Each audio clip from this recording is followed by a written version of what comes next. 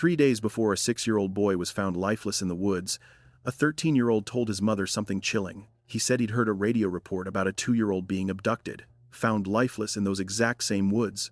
There was no radio report. No 2-year-old had been found. But 3 days later, on the 29th of November, 1994, police would discover the body of Rikki Lee Harvey in precisely that location. The 13-year-old who predicted this murder? He would walk free for 28 years while an innocent woman was dragged through hell. This is the story of how DNA technology that didn't exist in the 90s finally caught a killer who thought he'd gotten away with it. This is the story of investigative tunnel vision, a mother's relentless fight for vindication, and a little boy who trusted the wrong person on a cold November morning. This is the Rikki Neave case.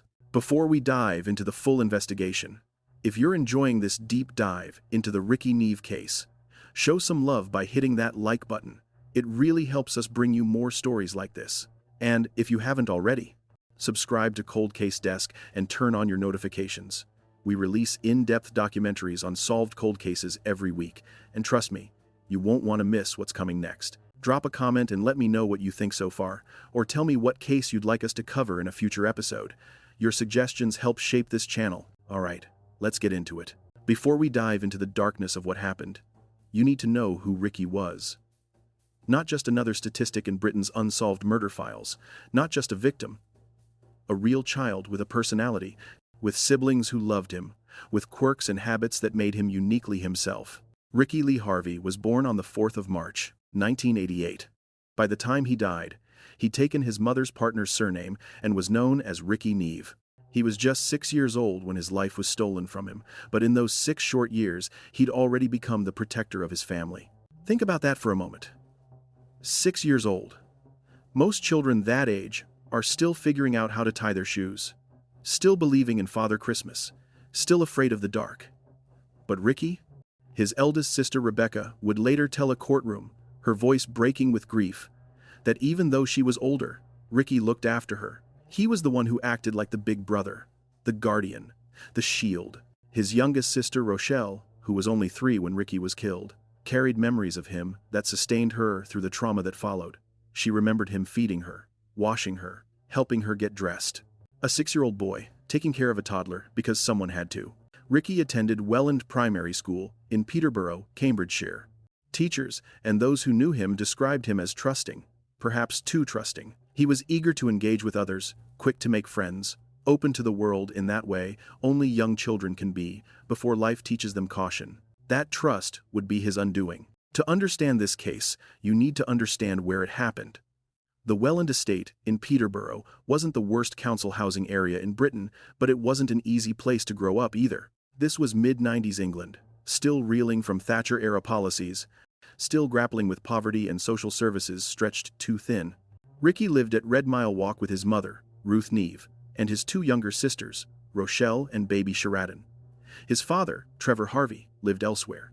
The household was troubled. That's the polite way of putting it. The honest way is to say that Rikki's home life was chaotic, sometimes frightening, and had already attracted the attention of authorities. Rikki's name appeared on something called the Child Protection Register. This wasn't a casual notation. It meant that Cambridgeshire Social Services had documented concrete concerns about his welfare. Neighbors reported hearing Ruth shouting at her children. Some witnessed her striking them. These weren't isolated incidents reported by one busybody neighbor with an axe to grind. These were consistent observations from multiple sources. A family aid worker named Bryony Swift had been assigned to the household. Her job was to support Ruth and help stabilize the situation for the children. The day before Rikki was murdered, the day before his whole family's world imploded, Ruth Neave asked this worker to take Rikki into care. Read that again. The day before her son was killed, his mother asked for him to be removed from her custody. That request was not acted upon. 24 hours later, Rikki would be dead. Monday, the 28th of November, 1994, started like many school mornings. Rikki woke up in the council flat on Red Mile Walk. He sat down for breakfast at approximately 9:30 in the morning. The meal was ordinary, forgettable. Weetabix, the kind of cereal millions of British kids ate every day. This detail matters. Remember it. The Weetabix matters because forensic pathologists would later use the contents of Rikki's stomach to establish his time of death with chilling precision. Ruth Neave watched her son get ready for school. She watched him put on his uniform, Gray trousers, white shirt, black Clark's shoes with their distinctive raised ridges on the soles. Over it all, he wore a blue anorak coat. She watched him walk out the front door, heading toward Welland Primary School. She never saw him alive again. Rikki never made it to school that morning. But he didn't simply vanish. This wasn't a case of a child stepping into thin air, swallowed by some inexplicable void. Multiple people saw Rikki that morning. Multiple witnesses would later place him in specific locations with a specific person. At approximately 10:30 in the morning, residents of the Welland estate noticed Rikki with another boy in nearby Rotherby Grove.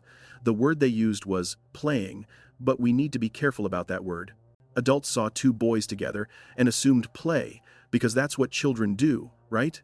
They play. But one of those boys was 6 years old, and the other was 13. That's not playmates. That's a teenager with a small child. One witness, a woman named Evelyn Pollard, saw both boys together in a car park. Her testimony would prove crucial years later. Another eyewitness described seeing them walking off together, side by side, heading toward a patch of woodland near the estate. The time was approximately 11 o'clock in the morning. Side by side. That image haunts this case. A little boy in his school uniform walking alongside a teenager, trusting enough to go wherever he was being led. The woodland they walked toward was just 5 minutes from Rikki's home. 5 minutes. In a city, that's nothing. In a suburban estate, it's a neighbor's garden away. His family was so close, and yet they might as well have been on another planet. Post-mortem examination would later establish that Rikki died approximately 2 hours after eating his breakfast. 2 hours after the Weetabix. That places his death between 10:30 and 11 o'clock that morning. The exact window when witnesses saw him walking into those woods with the teenager. Professor Tony Brown, a soil scientist from Southampton University, examined the mud on Rikki's distinctive Clark's shoes. The pattern of soil clinging to those raised ridges told a story. Rikki had walked into the woods under his own power. The mud proved it. The distribution of soil particles, the way they adhered to the shoe treads, could only happen if he was walking, moving forward on his own feet. But he didn't walk out. Professor Brown would later describe that woodland as a one-way trip. Think about those words. A one-way trip. A 6-year-old boy walked into those trees alive, probably chattering away, probably asking questions the way 6-year-olds do, completely unaware that he would never leave. By 6 o'clock that evening, Rikki had been dead for 7 hours. His body lay cooling in the November woodland, while his mother realized he hadn't come home. Ruth Neave called the police to report her son missing. The call came in at 6 o'clock in the evening. Officers arrived at Red Mile Walk at 17 minutes past 6. They began taking details, asking the standard questions. What was he wearing? Where was he going? When did you last see him? Who were his friends? The machinery of a missing child investigation began grinding into motion. Volunteers were organized, search parties formed. Neighbors who'd complained about Ruth's parenting joined the effort because whatever their feelings about the mother, a missing 6-year-old was everyone's nightmare. Rikki had been missing for less than 8 hours when the sun set that Monday evening. In missing persons cases, the first 24 hours are critical. After that, statistics turn grim. But Rikki's family wouldn't have to wait 24 hours for the worst news imaginable. They wouldn't even have to wait through the night. The next day, Tuesday, the 29th of November, 1994, at 5 minutes past 12 in the afternoon, Police Constable Malcolm Graham made a discovery that would haunt him for the rest of his career. He found Rikki's body in a wooded area off I Road, close to Willoughby Court, adjacent to the A15 road. The location was exactly where witnesses had seen the 6-year-old walking with the teenager the previous morning. 5 minutes from home. 5 minutes from safety. 5 minutes from his mother. What Constable Graham saw that day violated every natural law of how the world should work. Rikki was naked. His small body had been deliberately posed, limbs spread wide in a specific configuration. His blue anorak coat, the one his mother had watched him put on that morning, was gone. His gray trousers were gone. His white school shirt, his Clark's shoes, everything all gone. But this wasn't random dumping. This was staging. This was deliberate. Someone had taken time with Rikki's body, arranging it with care, creating a specific visual effect. This detail would become significant later, but in that moment, on that Tuesday afternoon, it was simply one more horror in a scene full of them. The cause of death was strangulation. Specifically, compression of the neck, The pathologist who performed the post-mortem examination on the 30th of November determined that the ligature used to kill Rikki was his own anorak jacket. The killer had taken that blue coat, twisted the zip mechanism from behind, and pulled with such force that the metal teeth of the zipper left imprints in the child's skin. Imagine the strength required. Imagine the determination. A zip mechanism is designed to slide, to give. To use it as a murder weapon, you'd have to twist it, to apply continuous pressure, to maintain that grip while a 6-year-old fought for his life. This wasn't a moment of rage. This wasn't a snap decision that spiraled out of control. This was sustained. This was deliberate. This was someone who had time to stop and didn't. The morning after the body was discovered, Wednesday the 30th of November, at 9:30 in the morning, a crucial piece of evidence turned up. Rikki's clothing was found rolled up inside a wheelie bin in Willoughby Court, near where his body had been discovered. The blue anorak, the murder weapon, was there. The gray school trousers, the white shirt. Everything had been bundled together and hidden, but here's what's significant. A button was missing from Rikki's school shirt. That button was found on a leaf near his body in the woods. Not near the wheelie bin, near the body. This single button proved something critical. Rikki had been undressed at the location where he died, not somewhere else. He hadn't been killed in someone's home, then transported to the woods already naked. He'd been stripped right there, in that patch of woodland, 5 minutes from safety.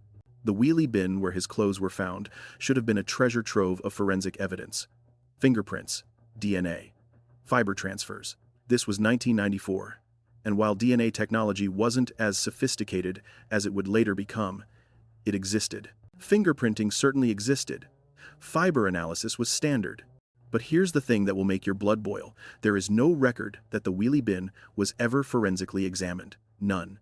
And later, that bin was lost. Just gone. Disappeared from evidence storage. Remember that. Because this pattern evidence overlooked, evidence lost, evidence destroyed, will repeat throughout this story like a nightmare refrain. In the days immediately following the discovery of Rikki's body, Cambridgeshire police launched what should have been a comprehensive murder investigation. They had witnesses who'd seen Rikki with another boy. They had a crime scene. They had a body that had clearly been posed. They had clothing hidden in a specific location. What they should have done was cast a wide net. Interview everyone who knew Rikki. Interview everyone who'd been in the area that morning. Collect clothing samples from anyone who'd had contact with the victim for fiber comparison. Check alibis, build a timeline. What they actually did was focus like a laser beam on one person, Ruth Neave. To understand how catastrophically wrong this investigation went, you need to understand the context. This was 1994, just 18 months after the murder of James Bulger in February 1993. If you're not British or you're too young to remember, the Bulger case was a national trauma. 2 10-year-old boys abducted a 2-year-old from a shopping center and took his life. The case dominated headlines for months. It sparked a moral panic about children and violence, about broken families, about social services failing to protect vulnerable kids. The media was relentless. Politicians were demanding action. When Rikki Neave was murdered 18 months later, that pressure hadn't dissipated. If anything, it had intensified. The public demanded swift justice. The media wanted a monster to put on their front pages. And Cambridgeshire police had a convenient suspect, right in front of them. A mother with a documented history of child abuse. Ruth Neave was an easy target.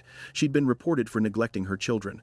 Neighbors had complained. Social services had her kids on a protection register. She'd literally asked for Rikki to be taken into care the day before he was killed. From the police perspective, she was practically gift-wrapped.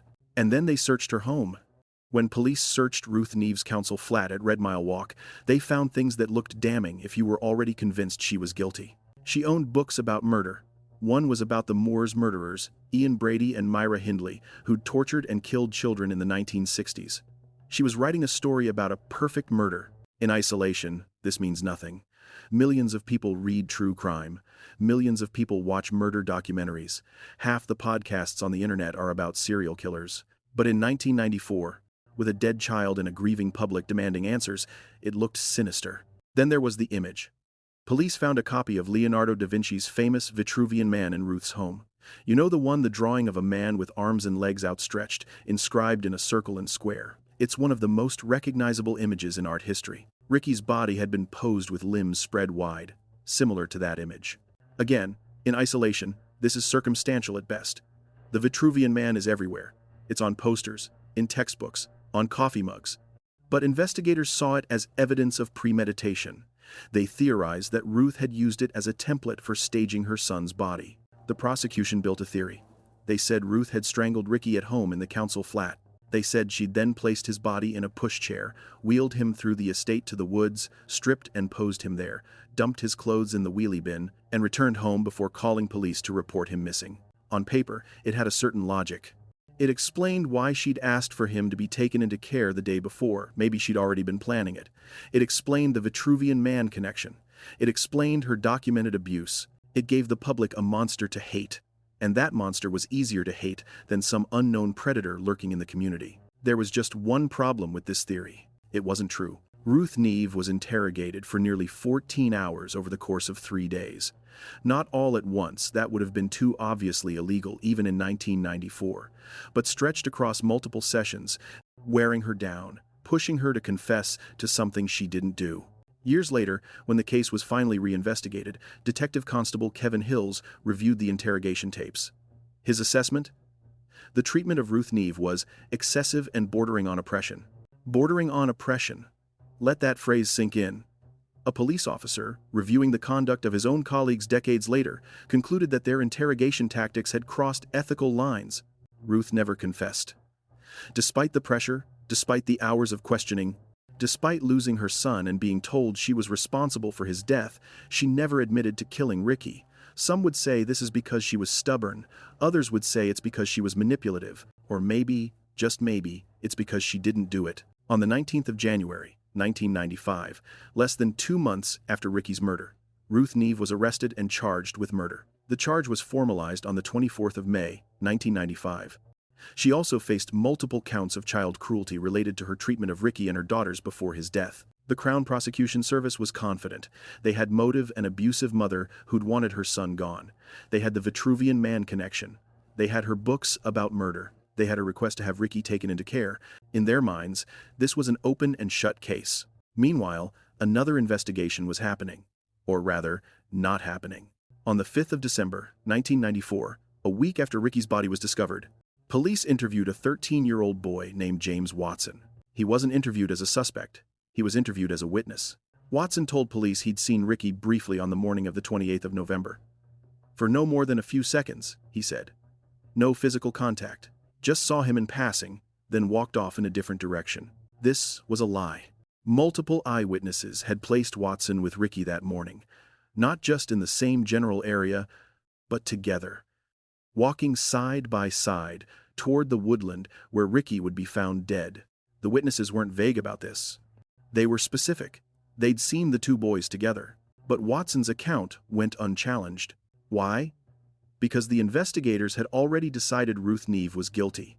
They had their theory, their timeline, their monster. This teenage boy was just another neighborhood kid who'd happened to see the victim that morning. His statement was taken, filed, and forgotten. Watson claimed he'd been at school that morning, at Walton School. This alibi was never checked, not in 1994. If it had been checked, investigators would have discovered something crucial. Watson had not attended school on the 28th of November. School attendance records proved he was lying about his whereabouts during the exact time Rikki was being murdered. But nobody checked, because they'd already arrested Ruth Neave. Here's what makes this even more egregious. A forensic scientist named Peter Lamb had isolated fibers on Rikki's clothing. These fibers could have come from the killer. Lamb was expecting to receive clothing samples from potential suspects for comparison. This is basic forensic procedure. You collect fibers from the victim, then compare them to clothing from anyone who might have had contact with the victim. Lamb waited for those samples. They never came.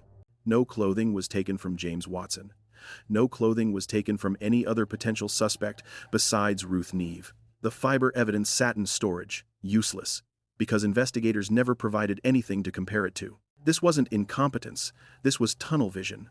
This was a police force so convinced they'd caught their killer that they didn't bother collecting evidence that might point to someone else. In October 1996, nearly 2 years after Rikki's murder, Ruth Neave stood trial at Northampton Crown Court. The prosecution laid out their case. The documented child abuse, the books about murder, the Vitruvian Man, The timeline they'd constructed showing how Ruth could have killed her son, transported his body, staged the scene, and returned home. They painted a picture of a mother who'd reached the end of her rope, who'd asked for her son to be taken away and, when that didn't happen fast enough, took matters into her own hands. The defense countered with the evidence the police had ignored. Expert testimony from Professor Tony Brown, the soil scientist, proved that Rikki had walked into those woods alive. The mud patterns on his shoes were conclusive. He wasn't transported there dead in a pushchair. He walked there under his own power. This single piece of evidence demolished the prosecution's entire theory. If Rikki walked into the woods alive, Ruth didn't kill him at home and wheel his body there. The fundamental premise of their case was false. The defense also pointed out the multiple witnesses who'd seen Rikki with another boy that morning. The eyewitness accounts placed the victim walking toward the woods with someone who wasn't his mother, someone who was never properly investigated. On the 30th of October, 1996, the jury returned their verdict after deliberation. The decision was unanimous. Not guilty of murder. Ruth Neave walked free of the murder charge, vindicated by 12 of her peers who'd seen through the prosecution's circumstantial case. But the story doesn't end there. Ruth pleaded guilty to 5 counts of child cruelty related to her treatment of Rikki and her daughters before the murder. The judge sentenced her to 7 years imprisonment. In his sentencing remarks, he described Ruth as wholly unfit to be a mother, and said the harm she'd done to her children was incalculable. Was Ruth Neave a good mother? No. The evidence of abuse was documented and real. Did she deserve to lose custody of her children? Based on the evidence of her treatment of them, probably yes. But did she murder her son? The jury said no. The forensic evidence said no. The eyewitness accounts said no. And yet, Cambridgeshire police made a decision that would let a killer walk free for decades. Following Ruth Neave's acquittal on the murder charge, Cambridgeshire police released a public statement. In that statement, they said they would not be looking for any other suspects in connection with Rikki's murder. Read that again. They would not be looking for any other suspects. Ruth had been acquitted. The jury had concluded she didn't kill her son. Forensic evidence proved her innocence. Witnesses had seen Rikki with someone else. And the police response was to close the investigation entirely. This wasn't just a failure. This was a willful abandonment of justice. The case went cold. Not because all leads had been exhausted, not because every possible suspect had been investigated and eliminated, but because the investigating officers were so invested in their original theory, so certain they'd been right all along, that they refused to consider alternatives. Professor Brown, the soil scientist whose evidence had helped acquit Ruth, would later say this was the only case he'd ever been involved in where his evidence had been disregarded by the original investigation. His expertise proved Rikki walked into those woods alive, and investigators simply ignored it because it didn't fit their narrative. Assistant Chief Constable Paul Fullwood, who would later lead the reinvestigation, described what happened as unconscious bias. The original investigators, he said, didn't keep an open mind and discounted other opportunities where James Watson comes in. Unconscious bias. That's the charitable explanation. It assumes good faith. It assumes the investigators genuinely believed they were pursuing justice and simply became blinded by their initial theory. But there's another possibility. Maybe they knew they'd gotten it wrong. Maybe they knew Ruth was innocent. Maybe they realized they'd ignored other suspects and destroyed evidence and built a false case. And maybe they closed the investigation because reopening it would mean admitting their mistakes. Either way, the result was the same. Rikki Neave's killer walked free. After Ruth Neave was released from prison in 2000, she tried to rebuild her life. But you can't rebuild when everyone believes you're a child killer who got away with it. Her younger daughters, Rochelle and Sheridan, had been removed from the family while Ruth was imprisoned. They were adopted. The family was shattered, scattered to the winds, unable to grieve together or heal together because the state had determined Ruth was too dangerous to parent. Was that decision justified based on the documented child abuse? Probably. But consider the cruel irony. Ruth lost her children not because she murdered one of them, she was acquitted of that, but because she'd abused them. She was punished for what she actually did while being publicly vilified for what she didn't do. Meanwhile, James Watson was living his life. He accumulated a criminal record over the years, nothing major. Car theft, some other minor offenses. Then, in 2008, he set fire to a British transport police station. Arson of a police facility is not a minor crime. In January 2009, Watson received something called an imprisonment for public protection sentence. These IPP sentences were controversial. They were designed for dangerous offenders who posed an ongoing risk to the public. The fact that Watson received one suggests the courts recognized something dangerous in him, even if they didn't know the full extent of what he'd done. All this time, Watson knew he'd killed a 6-year-old boy. He knew police had interviewed him and let him go. He knew Ruth Neave had been charged with his crime. He knew the case was closed, and he knew he was safe. Or so he thought. While Watson was racking up criminal convictions and Ruth was trying to rebuild her shattered life, something terrible was happening to the evidence that might have solved this case years earlier. In 2002, Cambridgeshire police made a decision that still beggars belief. They returned Rikki's clothing to Ruth Neave. Rikki's clothing, including his blue anorak coat, the murder weapon, the ligature that had been twisted around a 6-year-old's neck with such force that it left metal imprints on his skin. They gave it back to his mother. Ruth, not knowing the coat's significance, not understanding that it might one day be needed as evidence if the case was ever reopened, disposed of it. Who can blame her? What mother would want to keep the clothes her murdered child was wearing when he died? The coat was gone. The primary murder weapon, lost forever. But it gets worse. 45 key exhibits from the original investigation were lost or discarded by Cambridgeshire police. 45.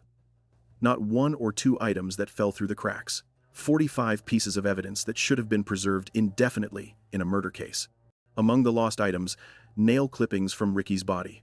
In a strangulation case, the victim often scratches at the attacker. Defensive wounds. Skin cells under the fingernails. In the modern DNA era, those nail clippings could have been invaluable. Gone. The wheelie bin where Rikki's clothes were found? Gone. Fiber samples that forensic scientist Peter Lamb had wanted to compare against suspect clothing? Well, those were still in storage, but they were useless without the suspect clothing that was never collected. This wasn't just negligence. This was a systematic destruction of evidence in an unsolved child murder, whether through incompetence, malice, or a desire to ensure the case could never be reopened and their mistakes exposed. Cambridgeshire police had gutted their own investigation. By the mid-2000s, it looked like Rikki Neave would never get justice. Too much evidence was gone. Too much time had passed. The prime suspect in the public mind, Ruth, had been tried and acquitted. Double jeopardy meant she could never be tried again for the same crime. The case was dead. In 2013 and 2014, Cambridgeshire police conducted cold case reviews of the Rikki Neave murder. This wasn't unusual. Police departments periodically review unsolved cases, especially high-profile ones, to see if new evidence or new technology might provide fresh leads. Both reviews concluded the same thing. The case should remain closed. We don't know exactly what these reviews entailed. We don't know if they seriously considered James Watson as a suspect. We don't know if they recognized the failings of the original investigation. What we do know is that after both reviews, the official position remained unchanged. The case was closed, no further investigation warranted. Ruth Neave, watching from the outside, seeing her son's murder forgotten by the very people who'd wrongly accused her of it, decided she'd had enough of waiting for justice. If the police wouldn't reopen the case, she would make them. In October 2014, 20 years after Rikki's murder, Ruth Neave took a step that would change everything. She appealed directly to the Major Crime Unit. Not through lawyers, not through official channels that could be ignored or sidelined. She went straight to the top and demanded a meeting with Detective Superintendent Paul Fullwood. Think about the courage that took. This was a woman who'd been arrested, charged, tried, and imprisoned. Who'd lost all her children. Who'd been publicly vilified as a child murderer even after her acquittal. Who'd watched the police close her son's case and walk away. And she marched into their office and demanded they do their jobs. Fullwood agreed to meet with her. And unlike his predecessors, he actually listened. He reviewed the case files. He looked at the evidence the original investigators had ignored. He examined the witness statements placing Rikki with another boy. He read Professor Brown's soil analysis. He considered the fiber evidence that was never compared to suspect clothing. And he came to a conclusion that should have been obvious 20 years earlier. Ruth Neave was not responsible for her son's death. More importantly, Fullwood identified specific lines of inquiry that had not been followed up in 1994. Witnesses who were never properly interviewed. Suspects who were never investigated. Evidence that was never collected. On the 11th of June, 2015, Detective Superintendent Paul Fullwood made a decision that Ruth Neave had been fighting for since the day her son's body was found. The murder investigation was officially reopened. The operation was named Operation Mansell. Up to 30 detectives were assigned. This wasn't a token gesture or a PR exercise. This was a full-scale murder investigation, 2 decades late, but finally happening. When we left off, Ruth Neave had just done something extraordinary. After 20 years of being treated as a suspect, after being acquitted but never exonerated in the public eye, after watching police close her son's murder investigation, she'd forced them to reopen it. Detective Superintendent Paul Fullwood had reviewed the evidence and reached the conclusion that should have been obvious in 1994. Ruth didn't kill her son. On the 11th of June, 2015, Operation Mansell officially began a full-scale reinvestigation into who actually murdered Rikki Neave. But here's the thing about cold cases. Time is usually the enemy. Witnesses' memories fade, evidence degrades, people die. The longer a case goes cold, the harder it becomes to solve. Operation Mansell had a massive problem. Remember those 45 key exhibits that Cambridgeshire police had lost or destroyed? That wasn't theoretical damage. That was real, tangible evidence that could have identified a killer gone forever. The blue anorak coat that was used as a ligature, given back to Ruth and disposed of. The wheelie bin where Rikki's clothes were hidden, lost. Nail clippings that might have contained the killer's DNA, lost. So when Fullwood's team began their reinvestigation in 2015, they were working with a fraction of the evidence that should have existed. It looked like an impossible task. But then they found something. Something that had been sitting in a forensic archive for 21 years, waiting for technology to catch up with justice. To understand the breakthrough that solved this case, you need to understand what DNA technology could and couldn't do in 1994. DNA profiling existed. The technique had been used in criminal cases since the late 1980s. By the mid-90s, it was becoming standard practice to collect DNA evidence from crime scenes. But the technology had severe limitations. You needed a decent amount of biological material to generate a usable profile. Blood, semen, saliva, these worked well because they contained lots of cells with intact DNA. But touch DNA, the microscopic skin cells that transfer when someone touches an object, that was much harder. The cellular material was too degraded, too minimal, too mixed with other DNA sources.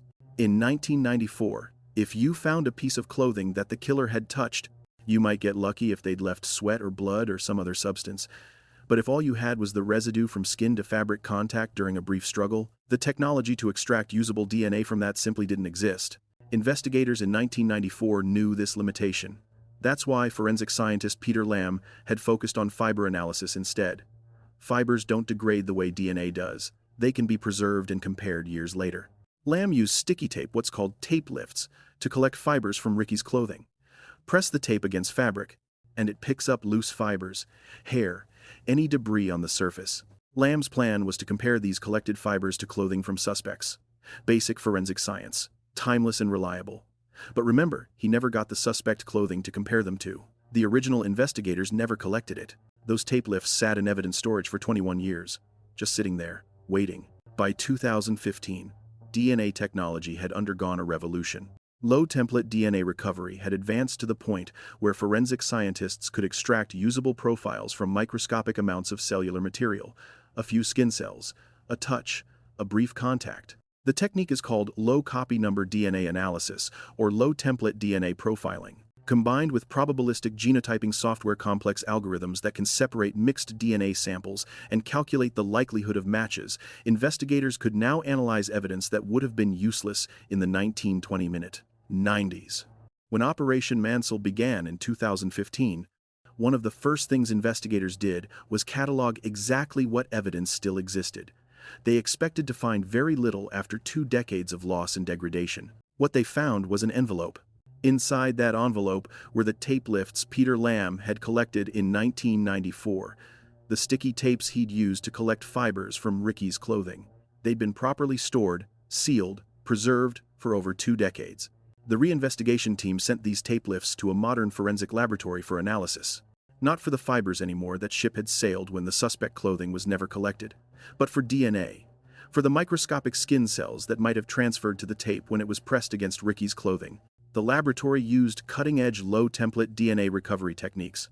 They processed the samples through probabilistic genotyping software, and they waited for results.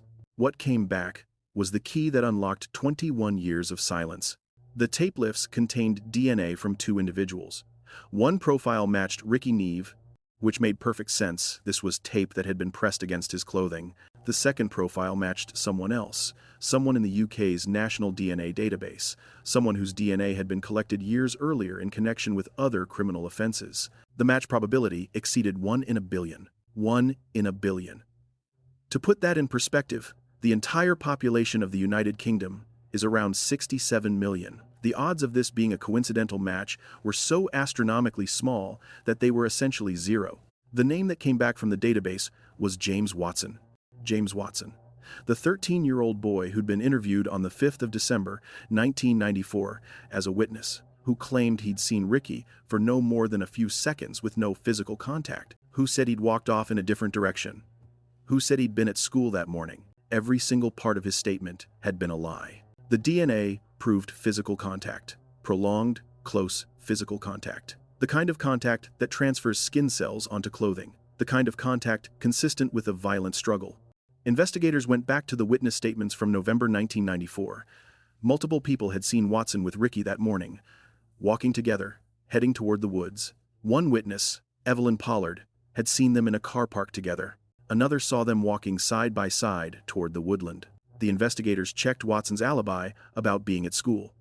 Walton School's attendance records from the 28th of November, 1994 showed James Watson had not attended that day. His alibi was provably false. For 21 years, Watson had believed he was safe. He'd been interviewed and released. Ruth Neave had been charged with his crime. The case had been closed. 45 pieces of evidence had been lost or destroyed, seemingly ensuring the truth would never emerge. But he'd made one mistake. When he killed Rikki Neave, when he strangled that little boy with his own coat, when he stripped him and posed his body in the woods, Watson left something behind that 1994 technology couldn't detect, but 2015 technology could. He left his DNA. On the 19th of April, 2016, 21 years, 4 months, and 21 days after Rikki Neave was murdered, police officers knocked on James Watson's door. He was arrested on suspicion of murder. Imagine that moment. Watson had been living his life for over 2 decades, secure in the knowledge that he'd gotten away with it. The case was closed. The evidence was destroyed. Ruth Neave had been the prime suspect. He was safe. And then, out of nowhere, Operation Mansell investigators appear on his doorstep with an arrest warrant and evidence he didn't even know existed. Watson was taken into custody. He was interviewed under caution. And this is where we need to talk about what investigators had learned about James Watson in the 22 years since they'd last spoken to him as a 13-year-old witness. Because the DNA evidence proved Watson had killed Rikki. But it didn't explain why. It didn't explain the posing of the body. It didn't explain the careful removal and hiding of the clothing. It didn't explain why a 13-year-old would strangle a 6-year-old. For that, investigators needed to understand who James Watson really was. James Watson was born on the 1st of April, 1981. That made him 13 years old when he murdered Rikki Neave, old enough to understand right from wrong, old enough to plan, old enough to lie to police. At the time of the murder, Watson was living at Woodgate Children's Home. He'd been placed in care after reports that his father had physically assaulted him. The irony is bitter. Watson's father was a police officer with Cambridgeshire Police, the same force that would later investigate a murder committed by his son and completely miss the connection. Before Woodgate, Watson had lived with a foster carer named Molly Donald. Her home was near the Welland estate, which meant Watson knew the area intimately. He knew the woodland where Rikki's body would be found. He knew the estate layout, the hiding places, the sight lines. When Operation Mansell investigators dug into Watson's background, they discovered documentation from Woodgate Children's Home that should have raised massive red flags in 1994. Staff at Woodgate had documented disturbing behaviors. Watson kept a dismembered pheasant in his room. Let that sink in. A 13-year-old with a mutilated bird corpse in his personal space, and staff thought this was worth documenting but apparently not worth escalating. Watson had been caught masturbating over images of young boys in underwear. Not teenage boys, his own age. Young boys, children. The magazines and images he possessed featured children and toddlers in clothing. This wasn't typical adolescent curiosity or experimentation. This was a specific, troubling sexual interest in prepubescent children. Social services had classified Watson as a vulnerable child since March 1993, more than a year before Rikki's murder. He was in the system. He was known to authorities. He was documented as troubled. But there's something else. Something that makes the original investigation's failure even more unconscionable. In 1993, a full year before Rikki Neave was murdered, James Watson sexually assaulted a 5-year-old boy. This wasn't a rumor. This wasn't speculation.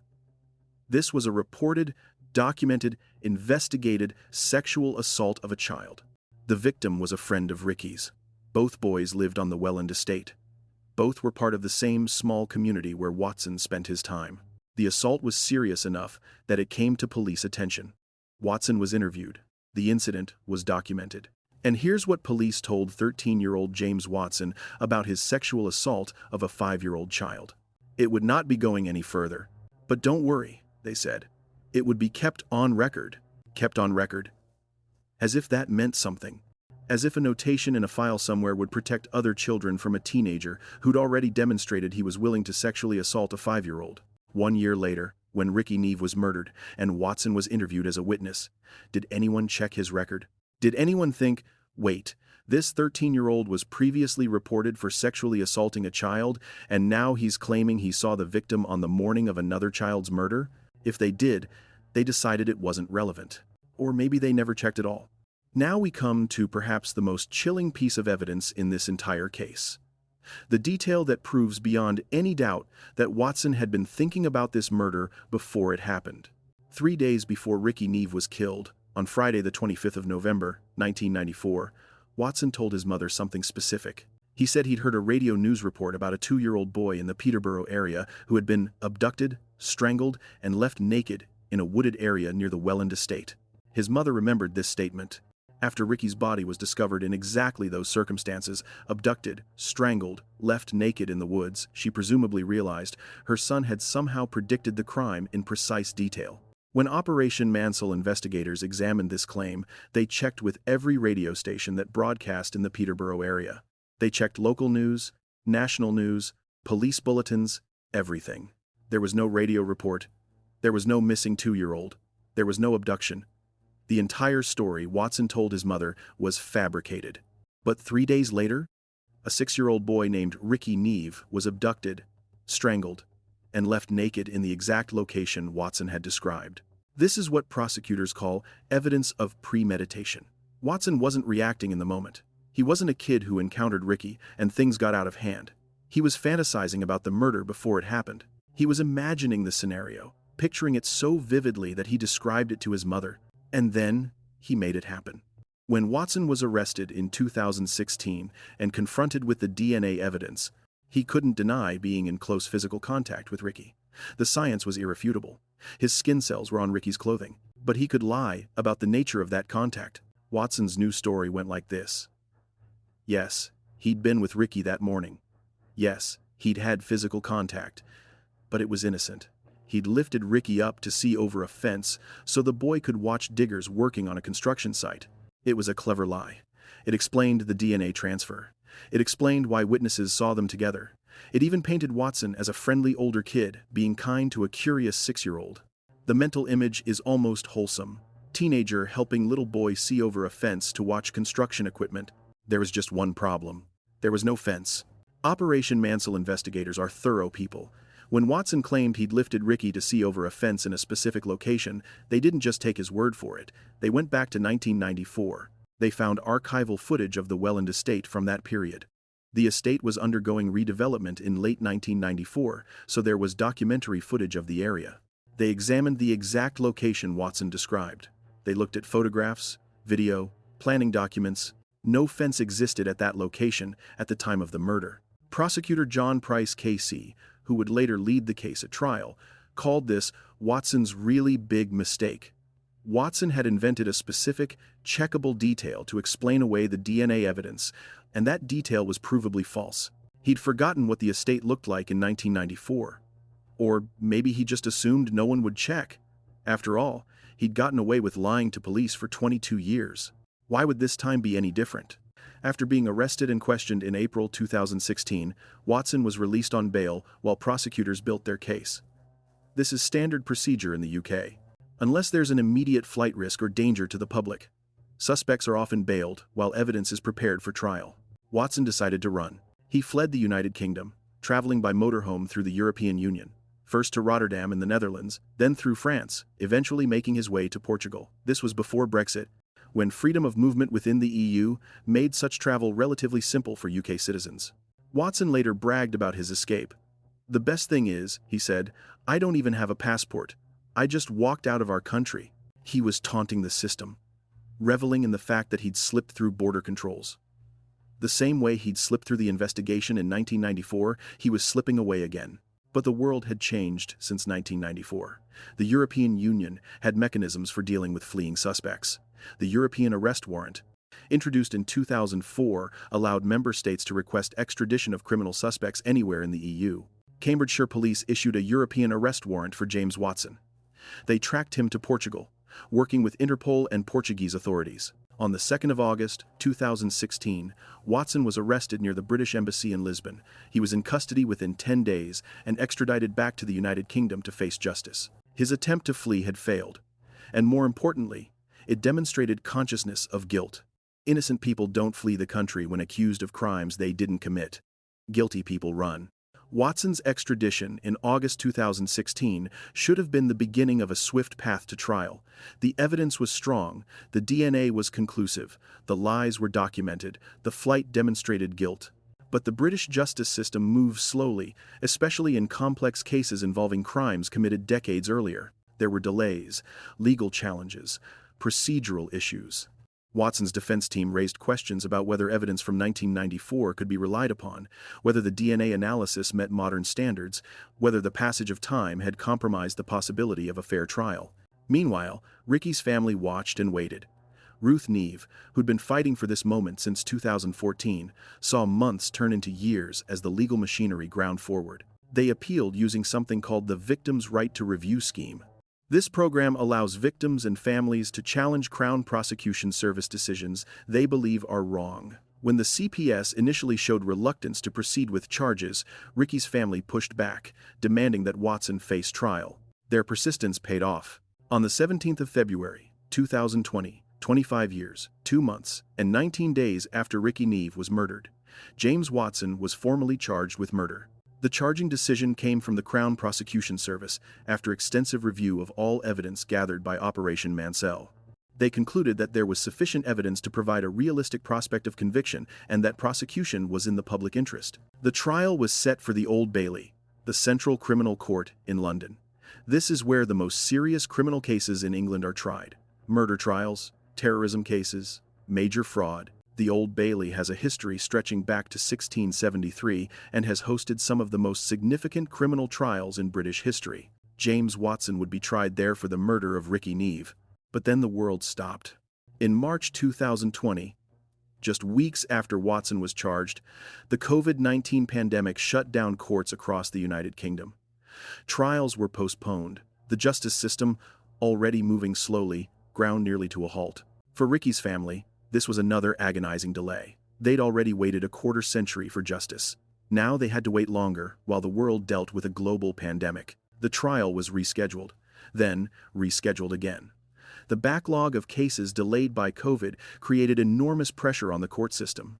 Trials that had been set for spring 2020 were pushed to summer, then fall, then into 2021. Finally, a firm trial date was set: January 2022. 27 years, 1 month, and 20 days after the murder, the trial would finally begin. On the 18th of January, 2022, James Watson's trial for the murder of Rikki Neave commenced at the Old Bailey. Mrs. Justice McGowan presided over the proceedings. The prosecution team was led by John Price KC and Nathan Razaya KC. These weren't junior prosecutors learning their trade. KC stands for King's Counsel. The designation had recently changed from Queen's Counsel following the death of Elizabeth II. These were among the most experienced criminal prosecutors in England, specialists in complex murder cases. The trial would last 11 weeks. Nearly 3 months of evidence, testimony, legal argument, and deliberation. The courtroom was packed. Media from across the UK attended, recognizing this as one of the most significant cold case prosecutions in recent British history. Rikki's family was there, Ruth, his sisters, relatives who'd waited decades for this moment. Watson chose not to attend in person. He participated via video link from custody, watching the proceedings on a screen rather than facing his accusers and the family of his victim directly.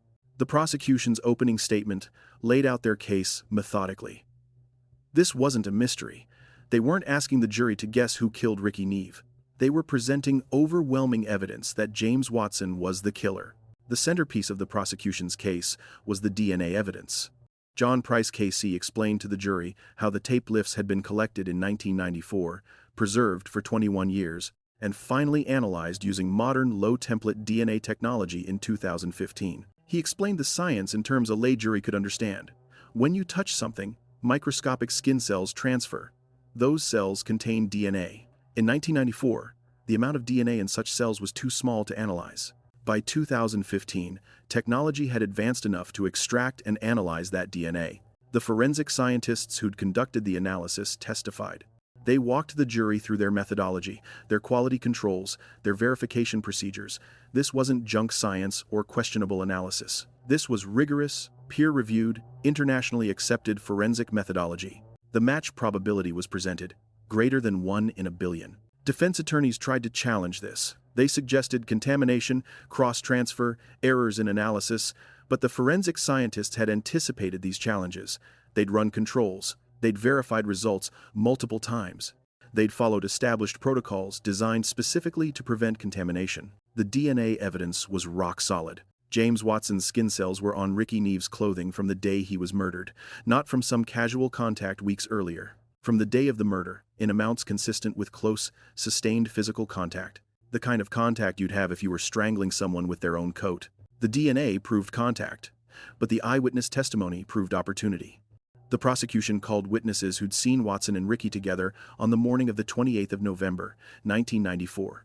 Some of these witnesses were now elderly, testifying about events they'd witnessed 27 years earlier. But their accounts were consistent with the statements they'd given in 1994. Evelyn Pollard testified about seeing the two boys together in a car park. Another witness described seeing them walking side by side toward the woodland. The timing of these sightings matched the pathologist's determination of Ricky's time of death. The prosecution presented Professor Tony Brown's soil analysis. Brown testified again, as he had at Ruth Neave's trial in 1996. The mud on Ricky's shoes proved he'd walked into the woods alive. The distribution patterns, the types of soil particles, the way they adhered to the shoe, treads all consistent with active walking, not with being transported after death. This evidence destroyed any defense theory that someone else had killed Rikki elsewhere and moved his body to the woods. Rikki walked into those woods, and witnesses saw him walking there with James Watson. The prosecution methodically demonstrated that Watson had lied about everything. He'd lied about being at school that morning. Walton School's attendance records from the 28th of November, 1994 were presented. Watson was marked absent. His alibi was false. He'd lied about having minimal contact with Rikki. The DNA proved sustained, close physical contact. He'd lied about the fence in his 2016 interview. The archival footage and photographs from 1994 proved no fence existed where Watson claimed to have lifted Rikki. Each lie was presented to the jury not just as an individual falsehood but as part of a pattern. Innocent people don't construct elaborate lies. Innocent people don't fabricate specific details about fences that didn't exist. Innocent people don't flee the country when confronted with evidence. Guilty people do all of those things. In British criminal trials, prosecutors generally cannot present evidence about a defendant's past bad acts unless those acts are directly relevant to the charge being tried. The rationale is sound. Juries shouldn't convict someone just because they're a bad person. They should convict based on evidence of the specific crime charged. But there are exceptions. When past behavior demonstrates a pattern relevant to the current charge, when it proves motive or intent, when it rebuts a defense claim in these circumstances, bad character evidence can be admitted. Mrs. Justice McGowan ruled that the jury could hear about Watson's history. They heard about the 1993 sexual assault on a 5-year-old boy, a friend of Ricky's, a child from the same community. An assault that demonstrated Watson had a sexual interest in young boys and was willing to act on that interest. They heard about the fabricated radio report Watson had told his mother 3 days before the murder. The specific, detailed prediction of a child being abducted, strangled, and left naked in the exact location where Rikki would be found. Evidence of premeditation. Evidence that Watson had been fantasizing about this crime before committing it. They heard testimony from an ex-girlfriend. She described disturbing sexual behavior. Watson strangling her during sex in woodland. Watson killing a bird and spreading its wings in a pose. This last detail connected directly to how Rikki's body was found, limbs spread deliberately, posed, rather than simply discarded. The prosecution's theory emerged clearly. Watson had a sexual interest in young boys. He'd previously acted on this interest by assaulting a 5-year-old. He'd fantasized about abducting, strangling, and posing a child's body in the woods. On the 28th of November, 1994, he encountered Rikki Neave, a trusting 6-year-old, and turned his fantasy into reality. Watson's defense team faced a nearly impossible challenge. The DNA evidence was conclusive. The witness testimony was consistent. The lies were documented. The pattern of behavior was damning. They couldn't argue Watson hadn't been with Rikki. The DNA proved he had. They couldn't argue someone else did it. Watson's cells were on the victim's clothing. They couldn't argue it was an accident. Rikki had been strangled with force, stripped, and posed. The defense strategy seemed to focus on raising doubts about the reliability of evidence collected so long ago. They challenged the preservation chain of custody for the tape lifts. They questioned whether DNA could really survive 21 years in storage. They suggested the possibility of contamination during the original collection or the later analysis. But these challenges rang hollow against the forensic scientist's testimony. The evidence had been properly stored. The analysis had been rigorous. Multiple independent verifications had been conducted. The defense also tried to humanize Watson to the jury. They couldn't undo the facts, but they could try to make the jury see him as a troubled child who'd made a terrible mistake rather than a predator who'd acted on violent fantasies. This strategy ran headfirst into the premeditation evidence. Watson had described the murder to his mother 3 days before committing it. That's not a troubled child making a mistake. That's planning. After 11 weeks of trial, after hundreds of exhibits and dozens of witnesses, after the prosecution and defense had made their closing arguments, and Mrs. Justice McGowan had instructed the jury on the law, 12 ordinary citizens retired to deliberate. They had to answer one question.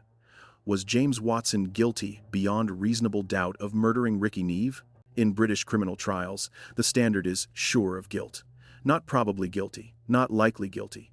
Sure. The jury must be certain enough that they would convict, knowing that their decision would send someone to prison for life. The deliberations took 36 hours and 31 minutes, spread across multiple days. That's actually a relatively long deliberation for a murder case with such strong evidence. It suggests the jury took their responsibility seriously, that they examined every piece of evidence, that they argued and debated and made sure. Under British law, juries in criminal trials can return either unanimous or majority verdicts. A majority verdict requires at least 10 out of 12 jurors to agree. This provision exists because achieving unanimity among 12 strangers can be difficult, and the system doesn't want hung juries, resulting in mistrials for cases with overwhelming evidence. On the 21st of April, 2022, the jury returned to the courtroom. 27 years, 4 months, and 23 days after Rikki Neave was murdered. 28 years after Ruth Neave was wrongly charged, the 4 women stood and delivered the verdict. Guilty of murder. The vote was 10-2. 10 jurors were sure beyond reasonable doubt. 2 had reservations. We'll never know what those were. But under British law, 10-2 is enough. James Watson had been convicted of murdering 6-year-old Rikki Neave. In the courtroom, Rikki's family wept. Not tears of joy, you can't have joy when your loved one was murdered, but tears of relief, of vindication, of finally, after nearly 3 decades, having official recognition that Ruth Neave hadn't killed her son. Ruth herself had endured 28 years of being treated as a child killer who'd gotten away with it. Even after her acquittal in 1996, even after being found not guilty by a jury, the public perception lingered. She must have done it. The police must have gotten it right even if the jury didn't convict. She was a bad mother anyway, so does it really matter? Now there was proof. Irrefutable, scientific proof that someone else had killed her son. That she'd been telling the truth all along. Rebecca, Rikki's eldest sister, had broken down while giving her victim impact statement earlier in the trial. She described how losing Rikki was like losing the other half of me, how even though she was older, he'd looked after her, how the murder had shattered their family. Rochelle, who'd been only 3 when Rikki was killed, had grown up in foster care and adoption after being removed from Ruth's custody. She'd suffered severe mental health issues. She carried fragmented memories of her brother feeding her, washing her, helping her dress. A 6-year-old caring for a 3-year-old because the adults in their lives couldn't or wouldn't. Now they had something they'd never had before. Official justice. Not just a personal belief in Ruth's innocence, but a criminal conviction of the actual killer. Watson wasn't present in the courtroom for the verdict. He watched via video link, as he had throughout the trial. Even at the moment of his conviction, he couldn't face what he'd done. The conviction came in April 2022. Sentencing was scheduled for June. This gap is normal in serious criminal cases. The judge needs time to review victim impact statements, consider sentencing guidelines, examine the defendant's background, and prepare remarks. For Watson's defense team, this was their last opportunity to argue for leniency. They would prepare submissions about his age. At the time of the offense, he'd been only 13. About his troubled background, the abuse from his father, the disrupted upbringing, the vulnerabilities documented by social services. For the prosecution and Rikki's family, this was the opportunity to ensure the court understood the full impact of Watson's crime, not just on Rikki, though his murder was obviously the primary harm, but on Ruth, who'd been wrongly accused and imprisoned, on the sisters who'd grown up without their brother and protector, on the father who died never knowing what happened to his best boy in the world. The weight felt interminable. After 27 years of fighting for justice, another 2 months seemed both insignificant and unbearable. Before we get to the actual sentencing, you need to understand the legal framework. This wasn't straightforward. In British law, when an adult is convicted of murder, the sentence is mandatory: life imprisonment. The only question is the minimum term: how many years must pass before the prisoner can be considered for parole. Most adult murderers receive minimum terms between 15 and 30 years, depending on aggravating and mitigating factors. But Watson had been 13 when he committed the murder. Under British law, 13-year-olds can be held criminally responsible, but they're sentenced differently than adults. The system recognizes that children's brains aren't fully developed, that they're more impulsive, less able to understand long-term consequences, more capable of rehabilitation. The starting point for a child convicted of murder in the UK is 12 years minimum. That's the baseline before the judge considers any factors specific to the case. Mrs. Justice McGowan had to balance competing considerations. On one hand, Watson was 13. His brain wasn't fully mature. He'd been in care due to abuse. He was, legally speaking, a child. On the other hand, he'd planned this murder. He'd described it to his mother 3 days before committing it. He'd strangled a 6-year-old with such force that the zipper teeth left marks. He'd stripped and posed the body. He'd lied to police for 27 years. He'd fled the country when caught. And, perhaps most significantly, he'd shown no remorse. No acknowledgement of what he'd done. No apology to Rikki's family. Nothing. The sentencing hearing took place on the 24th of June, 2022, 2 months and 3 days after the conviction. The courtroom at the Old Bailey was packed again. Rikki's family attended. Media filled the press gallery. This was the culmination of 27 years of fighting, and everyone wanted to witness it. Watson again chose to appear via video link rather than in person.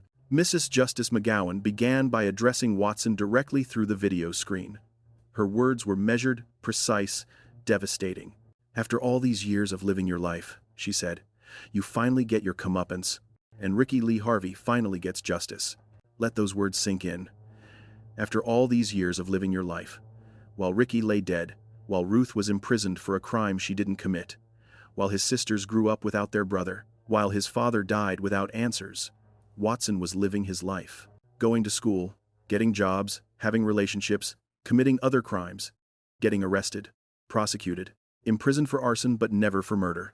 Living his life free from consequences for the worst thing he'd ever done. Until now. Mrs. Justice McGowan laid out her findings methodically, building the legal record that would survive any appeal.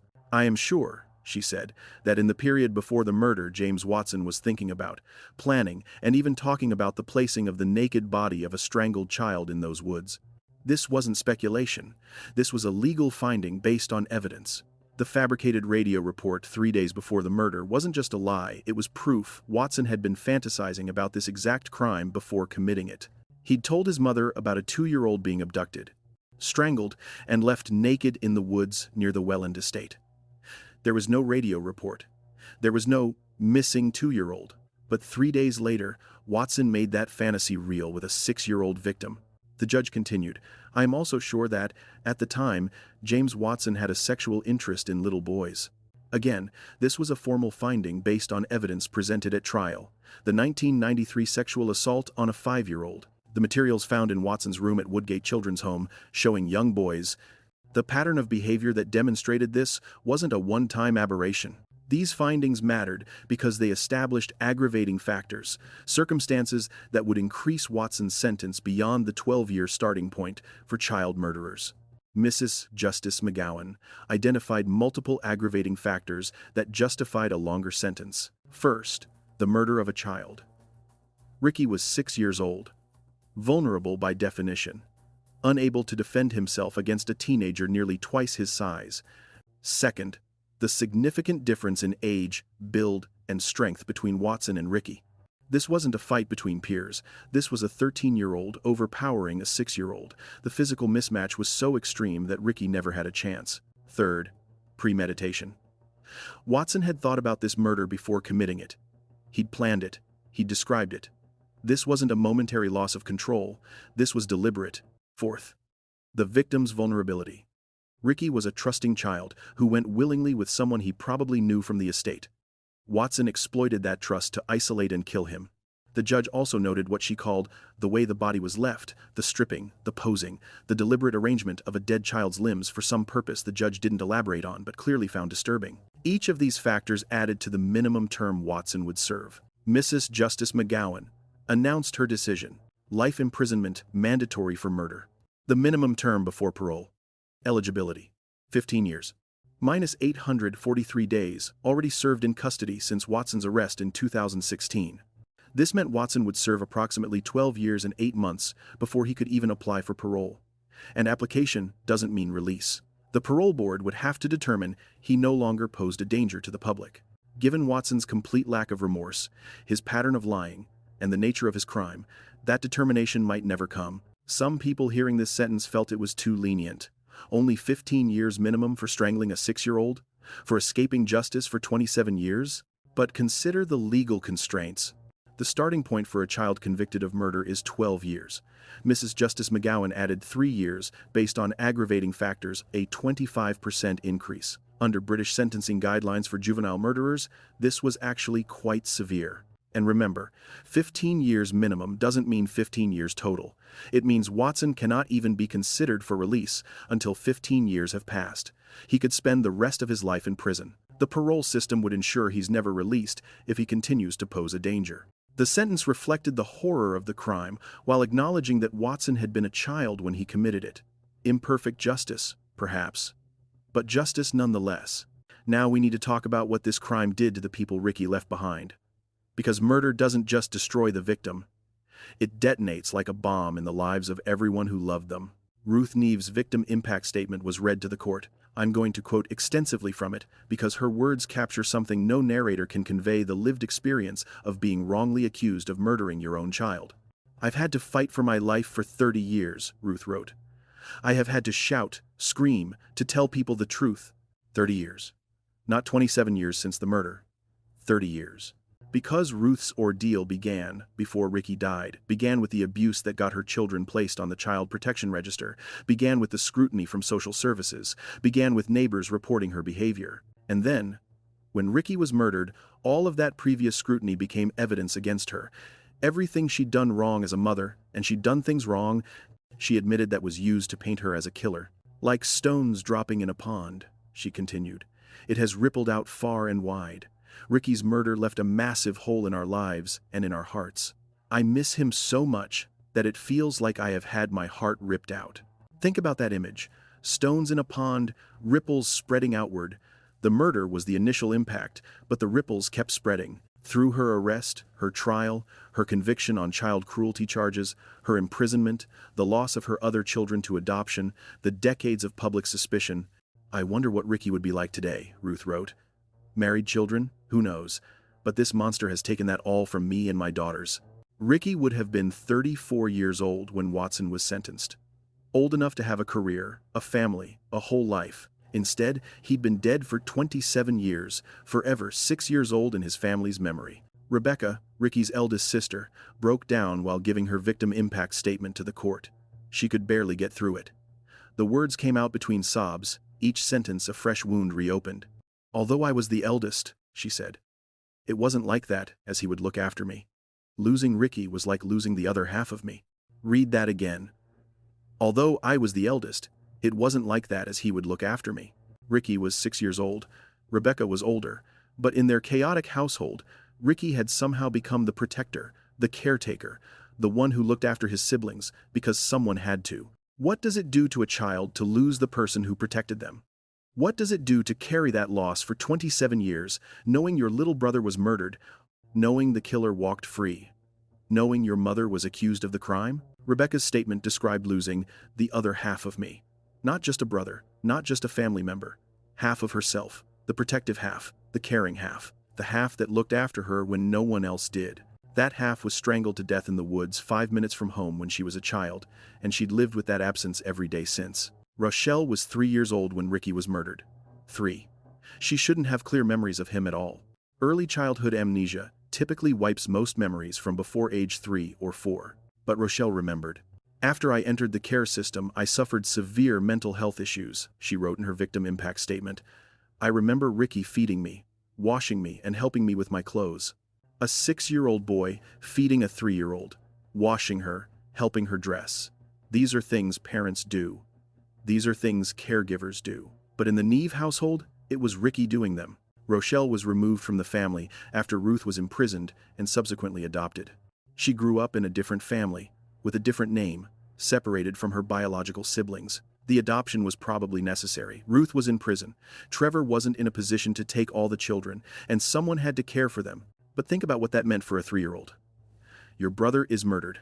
Your mother is arrested. Your family disintegrates. You're placed in foster care, then adopted, then growing up with this massive trauma you're too young to process or understand. The mental health issues Rochelle mentioned weren't minor. She was describing serious psychological damage that persisted into adulthood, trauma that shaped her entire life. And the person responsible for that trauma, James Watson, had been walking around free for 27 years while Rochelle struggled with mental health issues rooted in losing her brother. Trevor Harvey, Rikki's biological father, died approximately 9 years before Watson's conviction. The exact date isn't publicly recorded, but it would have been around 2013. Trevor had called Rikki his best boy in the world. Those words, reported by people who knew him, capture something essential about their relationship despite the fact that Trevor didn't live with Rikki. When Rikki was murdered in 1994, Trevor had to live with knowing someone had strangled his 6-year-old son and left him naked in the woods.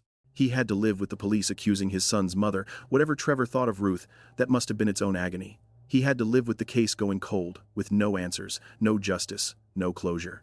And then, he died. Never knowing that in just a few years, the case would be reopened. Never knowing that DNA technology would finally identify the killer. Never knowing that Watson would be arrested, charged, tried, and convicted. Trevor Harvey died believing Rikki's murder would never be solved. Died believing his best boy in the world would never get justice. This is one of the cruelest aspects of cold cases. The people who love the victim die while the case remains unsolved. They go to their graves not knowing what happened, not seeing the person responsible held accountable. Trevor Harvey was denied that closure. He's buried now, and when Rikki's family visits his grave, they can tell him that justice finally came. But he'll never know. He died without answers, and that's a tragedy on top of the original tragedy. Now we need to talk about how this happened. Not the murder itself, we know Watson killed Rikki, but how Watson escaped justice for 27 years. How an investigation could fail so catastrophically that the wrong person was charged while the actual killer walked free. This wasn't just one mistake. This was a cascading series of failures at every level of the system. Let's start with the most fundamental failure: tunnel vision. Former Assistant Chief Constable Paul Fullwood, who led Operation Mansell, described what happened in 1994 as unconscious bias. The original investigators, he said, became so focused on being responsible for Ruth Neave that they didn't keep an open mind. They discounted other opportunities where James Watson comes in. Unconscious bias. It's a polite term for what happened. Let me describe it more bluntly. The investigators decided Ruth was guilty, and then interpreted every piece of evidence through that lens. The Vitruvian Man image in her home? Evidence she planned the posing of the body. Her books about murder? Evidence of her fascination with killing. Her request to have Rikki taken into care? Evidence she was planning to kill him. Her documented child abuse? Evidence she was capable of murder. Never mind that millions of people own true crime books. Never mind that the Vitruvian Man is one of the most reproduced images in history. Never mind that asking for your child to be taken into care suggests you recognize you can't handle parenting, not that you're planning to murder them. Every piece of evidence was interpreted in the way most damaging to Ruth, because investigators had already decided she was guilty. Meanwhile, evidence pointing to Watson was ignored or explained away. Multiple witnesses saw him with Rikki heading toward the woods. He was just another kid on the estate. He'd sexually assaulted a 5-year-old the previous year, apparently not relevant to a child's murder investigation. He lied about being at school. Nobody bothered to check. He predicted the murder 3 days before it happened. Nobody appears to have asked him about that until 22 years later. This is tunnel vision at its most destructive. The investigators built a theory, then only collected evidence supporting that theory, while actively ignoring evidence contradicting it. Remember forensic scientist Peter Lamb? He'd collected fiber samples from Rikki's clothing using tape lifts. He'd identified fibers that could have come from the killer. He was waiting for suspect clothing to compare them to. That clothing was never collected. Not from Watson. Not from any other potential suspect besides Ruth Neave. The investigators were so convinced Ruth was guilty that they didn't bother collecting comparative samples from anyone else. This is Forensics 101. Basic investigative procedure. You collect evidence from the crime scene. Then you collect comparative samples from anyone who might have left that evidence. It's not complicated, but it was never done. Because the investigators had decided who was guilty, and they weren't interested in evidence that might point elsewhere. Watson's school alibi was never checked. If investigators had simply called Walton School and asked whether James Watson attended on the 28th of November, 1994, they would have learned he was absent. His alibi was provably false. That phone call was never made. The 1993 sexual assault wasn't considered relevant. A 13-year-old had sexually assaulted a 5-year-old friend of Rikki's, and when that same 13-year-old was interviewed as a witness in Rikki's murder, nobody thought to connect those dots. Even after Ruth was acquitted in 1996, even after the case officially went cold, the evidence should have been preserved. This is an unsolved murder. You preserve everything because you never know when new technology or new witnesses might break the case open. Instead, Cambridgeshire police lost or destroyed 45 key exhibits. 45. The wheelie bin where Rikki's clothes were found? Lost. No record it was ever forensically examined. Nail clippings from the victim? Lost. Various other physical evidence? Lost. And then, incredibly, in 2002, police returned Rikki's clothing to Ruth Neave, including the blue anorak coat, the murder weapon, the ligature used to strangle a 6-year-old child. They gave it back to his mother, who understandably disposed of it because what mother wants to keep the clothes her murdered child died in? This wasn't an accident. This was a systematic failure of evidence management, whether through incompetence, indifference, or a desire to ensure the case could never be reopened to expose their mistakes. Cambridgeshire police gutted their own investigation. Former ACC Fullwood would later acknowledge these failures in the most damning way possible, by saying the original investigation had been so flawed that reinvestigators had to essentially start from scratch. After Ruth's acquittal in 1996, Cambridgeshire police released a public statement saying they would not be looking for any other suspects in Rikki's murder. This decision is almost incomprehensible. The jury had concluded Ruth didn't kill her son. Forensic evidence proved Rikki walked into the woods alive, demolishing the prosecution's theory. Witnesses had seen him with another boy. The logical response would be to investigate other suspects, to follow up on the witnesses who'd seen Rikki with a teenager, to check alibis, to collect the evidence that should have been collected in 1994. Instead, they closed the case. Why? Fullwood's explanation was unconscious bias. The investigators were so invested in Ruth's guilt that they couldn't accept they'd been wrong. But there's another possible explanation, darker and more cynical. They knew reopening the investigation would expose their failures. Every witness not interviewed, every piece of evidence not collected, every lead not followed, it would all come out. So they closed the case and hoped it would stay closed. For 18 years, from 1996 to 2014, that's exactly what happened. The case stayed closed. Watson walked free. Rikki's murder went unavenged, until Ruth Neave forced the issue by appealing directly to the Major Crime Unit. To be fair, and we should try to be fair even when cataloging catastrophic failures, the 1994 investigation happened in a specific context that helps explain, if not excuse, what went wrong. Rikki was murdered in November 1994, just 18 months after the James Bulger killing in February 1993. If you're not familiar with the Bulger case, here's what you need to know. Two 10-year-old boys abducted a 2-year-old named James Bulger from a shopping center in Liverpool. They tortured him and killed him. The case dominated British headlines for months. It wasn't just a terrible crime. It became a national trauma. Politicians gave speeches about the breakdown of society and family values. Media ran endless coverage about children and violence. The public demanded answers, explanations, someone to blame. When Rikki was murdered 18 months later, that pressure hadn't dissipated. If anything, it had intensified. Another child murdered. Another family destroyed. The public wanted swift justice. Cambridgeshire police felt that pressure. The media was watching. Politicians were asking questions. The community was frightened. In that environment, the pressure to solve the case quickly was enormous. And Ruth Neave was right there. A mother with documented child abuse issues, a woman who'd asked for her son to be taken into care the day before he was killed. An easy suspect who fit a narrative the public could understand. Bad mother kills child she didn't want. This doesn't excuse the tunnel vision. It doesn't excuse the evidence not collected or the leads not followed. But it helps explain the psychology of investigators who convinced themselves they had the right suspect and stopped looking for evidence to the contrary. Now let's talk about what changed in 2015 when Detective Superintendent Paul Fullwood reopened the investigation as Operation Mansell. Fullwood made a critical decision. He brought in investigators with no connection to Cambridgeshire police and no investment in the original investigation's conclusions. This was deliberate. Fullwood recognized that officers who'd worked with the original investigators, who'd absorbed the institutional culture that said Ruth was guilty, who had professional relationships with people who'd made terrible mistakes, these officers might unconsciously perpetuate the same biases. So he brought in outsiders. Fresh eyes. People who could look at the evidence without preconceptions. Operation Mansell was thorough in ways the original investigation never was. They took over 1,500 witness statements, some from people who'd been children in 1994 and were now adults willing to talk. They analyzed approximately 15,000 documents, 3 times more than a typical murder investigation. They tracked down evidence that still existed and properly documented the evidence that had been lost. They interviewed Watson with the knowledge of his previous sexual assault and his false alibis.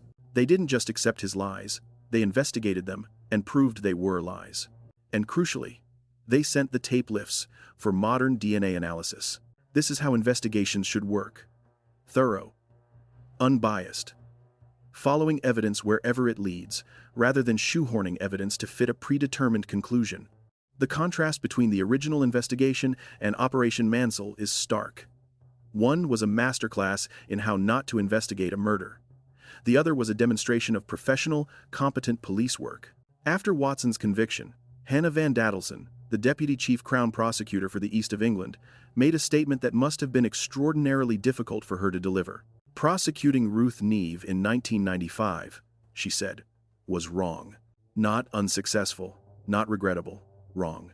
That single word carries enormous weight. It's an institutional admission that the Crown Prosecution Service made a mistake that resulted in an innocent woman being charged with murdering her own child. Cambridgeshire police also issued a formal apology to Ruth and her family for how long it took to achieve justice. These acknowledgments matter. Not because they undo the harm you can't give Ruth back, the years she spent imprisoned, the children she lost, the reputation she was denied, but because institutional humility and accountability are essential for learning from failures. If police and prosecutors circle the wagons and defend their mistakes, nothing changes. Future investigations repeat the same errors. Future families suffer the same injustices. But when institutions acknowledge error, when they analyze what went wrong and why, when they implement changes to prevent repetition, that's when progress becomes possible. The Rikki Neave case became a teaching case in British law enforcement. An example of how tunnel vision destroys investigations. A demonstration of why evidence preservation matters. A reminder that the most obvious suspect isn't always the right suspect. This case teaches several crucial lessons that extend far beyond Peterborough in 1994. Lesson 1. Preserve evidence as if the case will be reopened decades later, because it might be. The tape lifts that solved this case were collected in 1994 and preserved properly for 21 years. If they'd been lost like the other 45 exhibits, Watson might never have been caught. Technology advances. Forensic techniques that seem impossible today might be routine in 20 years. Evidence that seems useless now might become crucial later. This means treating every unsolved case as potentially solvable in the future. It means maintaining proper evidence storage.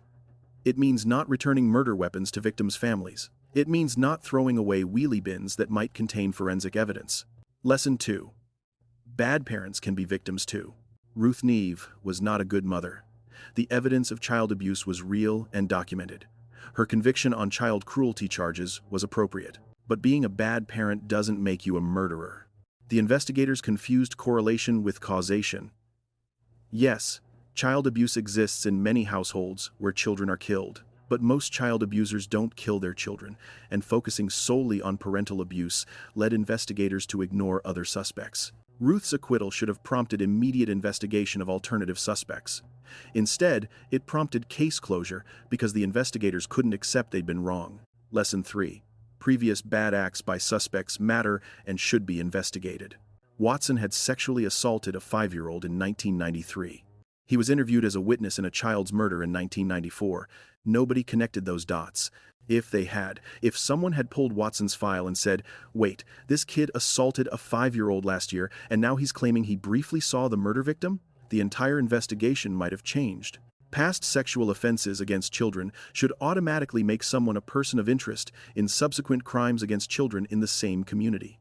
This isn't profiling or prejudice. It's recognizing patterns of behavior. Multiple witnesses saw Rikki with Watson on the morning of the murder. These statements were taken in 1994, documented, and then apparently ignored because they didn't fit the theory that Ruth was guilty. Witnesses aren't perfect. Memories fade. People make mistakes. But when multiple independent witnesses report seeing the same thing, 2 boys heading toward the woods together, that's evidence that demands follow-up. Those witness statements sat in files for 21 years before Operation Mansell investigators actually investigated them properly. That's not how witness evidence should work. When witnesses provide information pointing away from your prime suspect, that's not a problem to be ignored. It's a lead to be followed. At minimum, it should prompt investigators to verify the alibis of people the witnesses identified. Watson's alibi was never verified. If it had been, his lie would have been exposed immediately. Let's add up what tunnel vision cost in this case. Ruth Neave. Arrested, charged, tried, and imprisoned. Lost custody of her surviving children. Lived under public suspicion as a child killer for 28 years. Rebecca. Lost her brother and protector. Lost the other half of herself. Watched her mother imprisoned. Family shattered. Rochelle. Lost her brother. Placed in care and adopted. Suffered severe mental health issues. Sheridan. Lost her brother before she was old enough to remember him. Adopted out, separated from her biological family. Trevor Harvey. Died without seeing justice for his best boy in the world. The entire Neave family. 28 years without justice. 28 years of knowing Rikki's killer walked free. 28 years of wondering if the truth would ever emerge. And what about Watson's potential victims? He committed arson in 2008 and received an imprisonment for public protection sentence. Did he offend against other children during the 27 years between Rikki's murder and his arrest? We don't know. But if he did, those victims suffered harm that might have been prevented if Watson had been properly investigated in 1994. This is what tunnel vision costs. Not just one wrongful prosecution, but generational trauma across an entire family and potential additional victims of a predator who remained free. After sentencing, Watson's defense team filed an appeal. This was expected. Convicted murderers almost always appeal, especially when the conviction relies heavily on scientific evidence that defense attorneys can challenge. Watson's appeal was heard on the 4th of September, 2023, 15 months after his conviction. The appeal judges were faced with several arguments from Watson's defense team. First, that too much evidence had been lost for Watson to receive a fair trial. How could he mount an effective defense when 45 key exhibits no longer existed?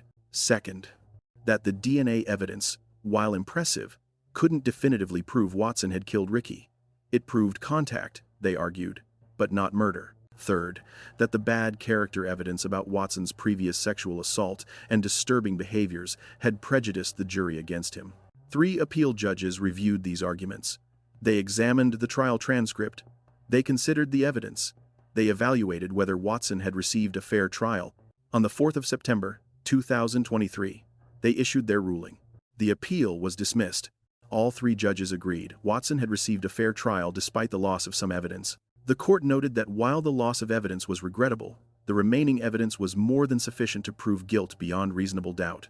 The DNA evidence didn't exist in isolation. It was corroborated by witness testimony, Watson's provable lies, his flight from the country, and his pattern of behavior. As for the bad character evidence, the judges ruled it had been properly admitted because it was directly relevant to establishing Watson's motive and intent. The conviction stood. Watson would serve his sentence. This case demonstrates something uncomfortable. Justice is fragile. If the tape lifts hadn't been preserved, Watson would never have been caught. If Ruth Neave hadn't appealed directly to the Major Crime Unit in 2014, the case would have stayed closed. If DNA technology hadn't advanced sufficiently by 2015, the evidence would have remained useless. Justice depended on a series of contingencies: evidence preserved, technology advancing, a victim's mother refusing to give up, an investigator willing to admit his predecessors were wrong. Remove any one of those elements, and Watson walks free forever. Rikki never gets justice. Ruth remains publicly suspected. The family never gets closure. That's a terrifying thought. How many other cold cases are sitting unsolved because evidence was destroyed? Because families gave up? Because investigators won't admit error? Because the crucial piece of evidence is gone forever? The Rikki Neave case worked out barely, after 28 years, by the narrowest of margins. But how many others don't? To understand the breakthrough, you first need to understand what was possible and impossible in 1994. DNA profiling as a forensic tool was developed in the mid-1980s by British geneticist Sir Alec Jeffreys. The first criminal conviction using DNA evidence in the UK came in 1987. In the Colin Pitchfork case, another child murder. Coincidentally, by 1994, DNA profiling had become more common in serious criminal investigations, but the technology had significant limitations. The technique used at the time was called RFLP analysis, restriction fragment length polymorphism. Without getting too technical, RFLP worked by cutting DNA into fragments using specific enzymes, then separating those fragments by size and comparing the patterns. RFLP required relatively large amounts of high-quality DNA. You needed a blood stain about the size of a quarter, or a semen sample, or a substantial amount of tissue. The DNA also needed to be relatively intact, not degraded by time, heat, moisture, or bacterial contamination. This meant RFLP worked great for fresh blood samples, sexual assault evidence where semen was present, or tissue samples from recent crimes. But it was almost useless for what forensic scientists call touch DNA, the microscopic skin cells that transfer when someone touches an object or another person. Think about what happens when you strangle someone with a piece of clothing. Your hands grip the fabric, you apply force, skin cells from your palms and fingers transfer to the material. But we're talking about a few dozen or a few hundred cells at most. Each cell contains DNA, but the total amount is minuscule. In 1994, that amount of cellular material was below the threshold for successful RFLP analysis. The technique simply wasn't sensitive enough. In the mid-1990s, a new technique began replacing RFLP in forensic laboratories: PCR-based DNA profiling. PCR stands for polymerase chain reaction. This is the technique that revolutionized DNA analysis and eventually won Kary Mullis the Nobel Prize in Chemistry in 1993. Here's what PCR does. It makes copies of specific DNA sequences. Millions and millions of copies from even tiny starting amounts. It's like a molecular photocopier that can take a single DNA molecule and replicate it until you have enough to analyze. PCR-based DNA profiling started becoming standard in UK forensic laboratories in the late 1990s, after Rikki's murder investigation had already gone cold. With PCR, forensic scientists could analyze much smaller samples: a single hair with the root attached, a cigarette butt, a stamp someone had licked. The technology was more sensitive, faster, and more reliable than RFLP. But even PCR had limitations. Touch DNA, those microscopic skin cells from brief contact, was still challenging. The samples were small, often degraded, frequently mixed with DNA from multiple people, and easily contaminated. Throughout the 2000s, forensic scientists worked on improving PCR-based techniques specifically for these low-level, degraded samples. They developed what came to be called low copy number DNA profiling, or low template DNA analysis. Low template DNA analysis, which became refined and validated in the 2000s, could work with as few as 100 cells, sometimes even fewer. To put that in perspective, a typical blood drop contains thousands of cells. A low template DNA sample might have only 100 cells, or 50, or in some cases even less. This is the technology that analyzed the tape lifts from Rikki's clothing in 2015. Technology that didn't exist, or at least wasn't validated and accepted by courts when those tape lifts were collected in 1994. The tape lifts had been pressed against Rikki's clothing to collect fibers. In the process, they also picked up microscopic debris, dust particles, pollen, bits of vegetation, and crucially, skin cells. When Watson strangled Rikki with the anorak coat, when he handled the body while stripping it, when he undressed the child and arranged the limbs in that specific pose, all of that physical contact transferred cells. Not many cells, not fresh, pristine, perfect samples, but enough. In 2015, forensic scientists took those 21-year-old tape lifts and subjected them to low-template DNA analysis. The process is delicate. You're working with trace amounts of degraded DNA. The risk of contamination is high. The interpretation of results is complex. But it worked. Here's another problem low-template DNA analysis had to solve. Mixed samples. The tape lifts from Rikki's clothing didn't just have Watson's DNA on them, they had Rikki's DNA, obviously, since the tape was pressed to his clothing. They probably had DNA from other people who'd had innocent contact with Rikki before his death. His mother, his sisters, classmates who'd bumped into him at school. In older DNA analysis techniques, mixed samples were a nightmare. If you had DNA from 2 or more people in a sample, it was often impossible to separate out individual profiles. The patterns overlapped, making interpretation unreliable. By the 2010s, forensic scientists had developed something called probabilistic genotyping software. These are complex computer programs that use statistical modeling to separate mixed DNA samples and calculate the probability that a specific person contributed to the mixture. The software takes into account things like how much DNA from each contributor is present, which genetic markers are shared between contributors, the possibility of contamination, and the frequency of specific genetic markers in the general population. The result isn't a simple yes or no answer, it's a probability. The probability that James Watson contributed to this DNA mixture is 1 in a billion, means that in a population of 1 billion people, you'd expect to find only one person whose DNA profile matches the evidence. This is what convicted Watson. Not just the presence of his DNA on the tape lifts, but the statistical probability greater than 1 in a billion that the DNA came from him specifically. Watson's defense team challenged the DNA evidence during the trial. They had to, it was the strongest evidence against him. One of their arguments was contamination. How could anyone be sure that Watson's DNA got onto those tape lifts in 1994? Maybe it was contaminated later. Maybe it was contaminated during storage. Maybe it was contaminated during the 2015 analysis. This is where chain of custody becomes critical. The tape lifts had been collected by forensic scientist Peter Lamb in 1994 using standard procedures. They'd been sealed in an envelope and placed in forensic storage, where they remained, undisturbed, for 21 years. When Operation Mansell investigators retrieved them in 2015, the seal was intact. The envelope hadn't been opened. There was no indication of tampering or contamination.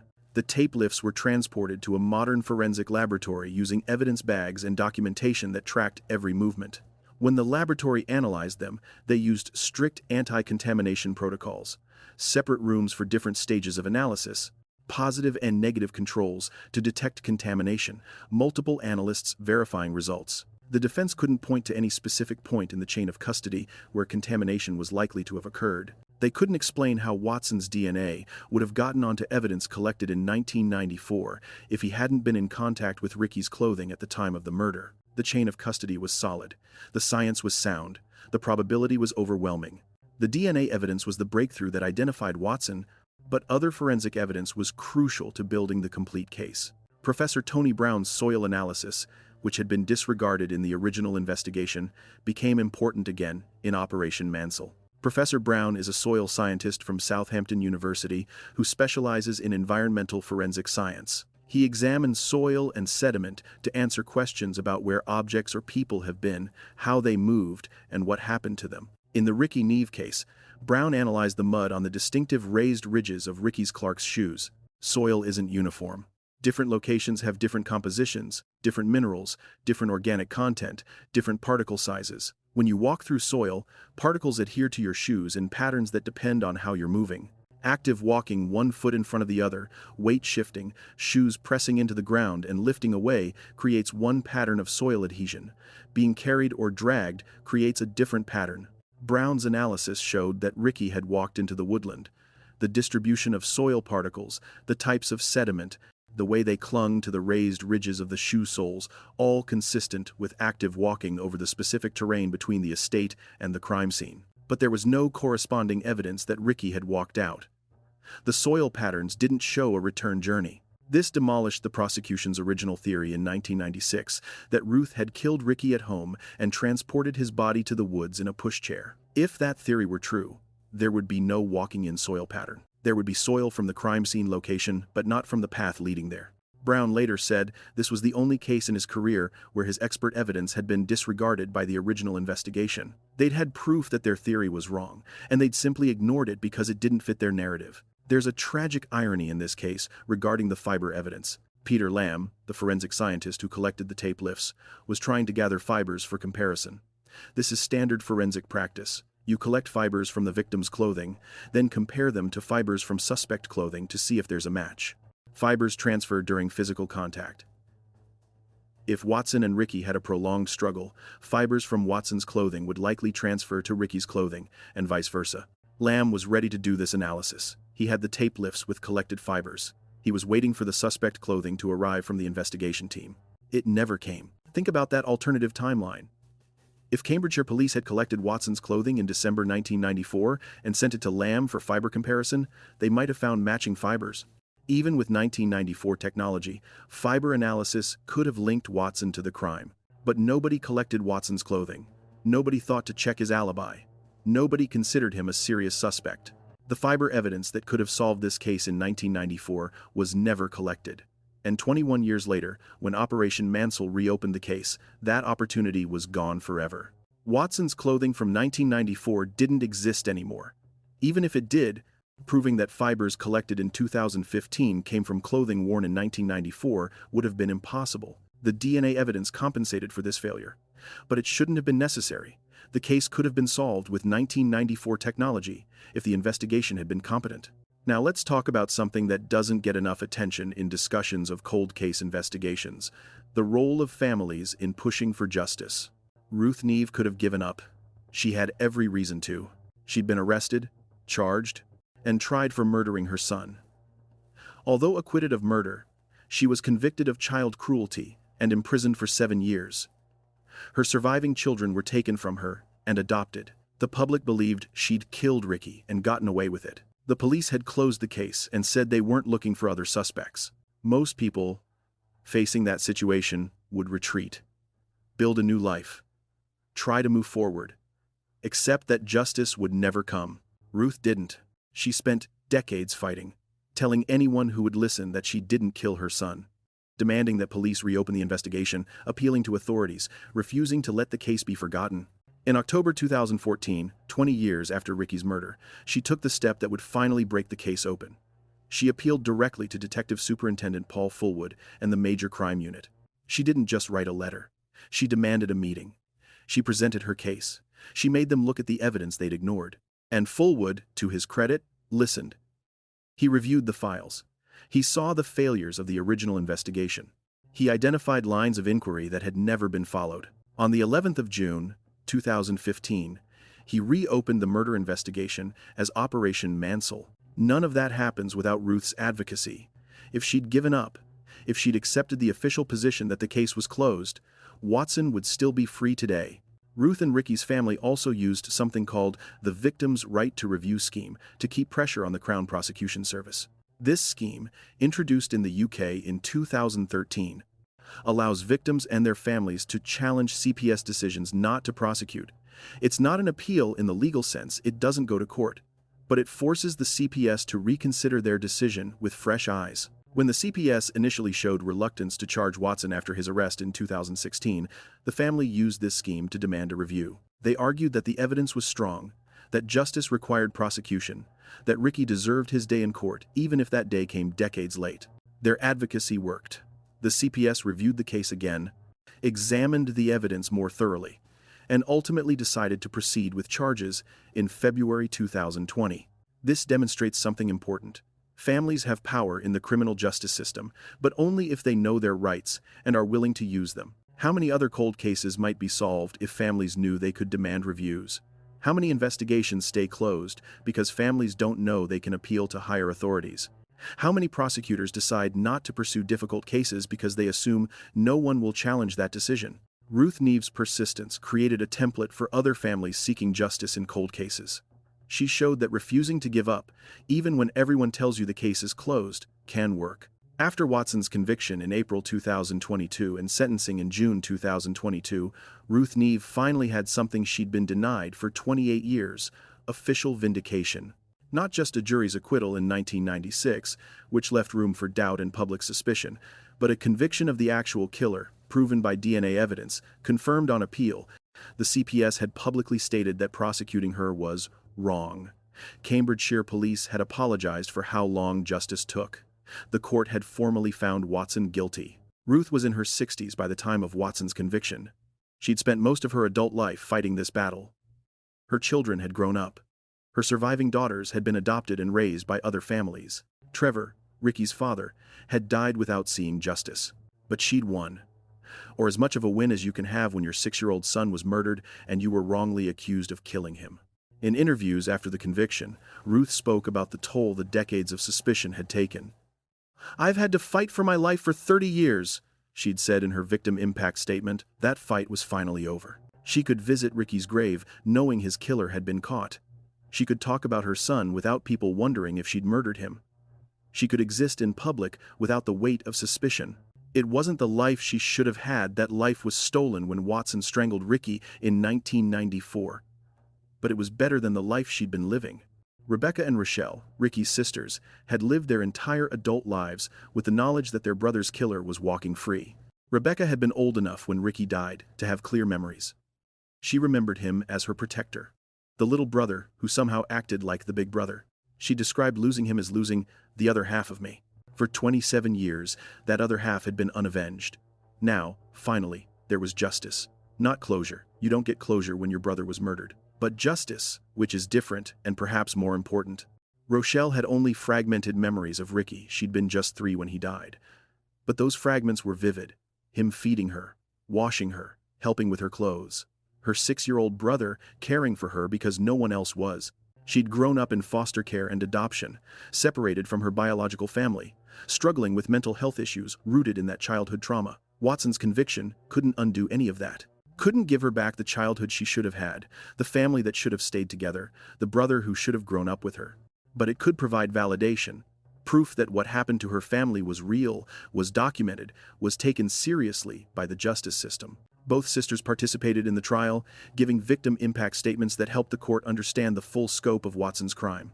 Their voices, finally heard after decades of silence, helped ensure Watson received an appropriate sentence. James Watson is currently serving his life sentence with a minimum term of 15 years, minus time already served since his 2016 arrest. He'll be eligible to apply for parole around 2031, when he'll be 50 years old.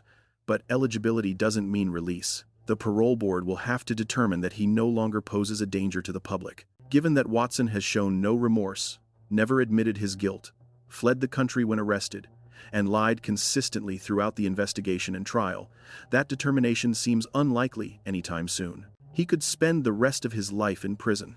Under the British system, life imprisonment means exactly that the sentence never expires. Even if released on parole, he'd be on license for the rest of his life, subject to recall to prison if he violated conditions or posed a risk. Watson is housed in a prison suitable for offenders convicted of crimes committed as juveniles. The British prison system segregates prisoners based on various factors including age at offense, and Watson's case, convicted as an adult for a crime committed at 13, requires special consideration. He's reportedly refused to participate in rehabilitative programs or psychological treatment. This refusal will count against him when the parole board eventually considers his case. The system expects prisoners to demonstrate remorse, engage with treatment, and show evidence of change. Watson has done none of these things. Detective Superintendent Paul Fullwood retired from Cambridgeshire Police after a long career. His decision to reopen the Rikki Neave investigation as Operation Mansell, despite 2 previous cold case reviews concluding the case should stay closed, was vindicated by Watson's conviction. Fullwood had shown the kind of professional courage that's rare in any bureaucracy, the willingness to admit that his institution had gotten something catastrophically wrong, and the determination to fix it. He'd brought in outside investigators to avoid the unconscious bias that plagued the original investigation. He'd committed substantial resources, up to 30 detectives at times, over 1,500 witness statements, approximately 15,000 documents analyzed. He'd trusted the science, even when it pointed to conclusions that exposed his colleagues' failures. The Rikki Neave case became his legacy. Not the only case he worked, certainly, but the one that demonstrated how cold case investigations should be conducted.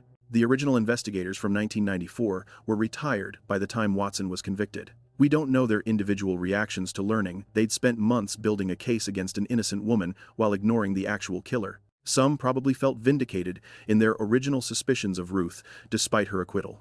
Others may have felt regret, recognizing in hindsight the signs they'd missed.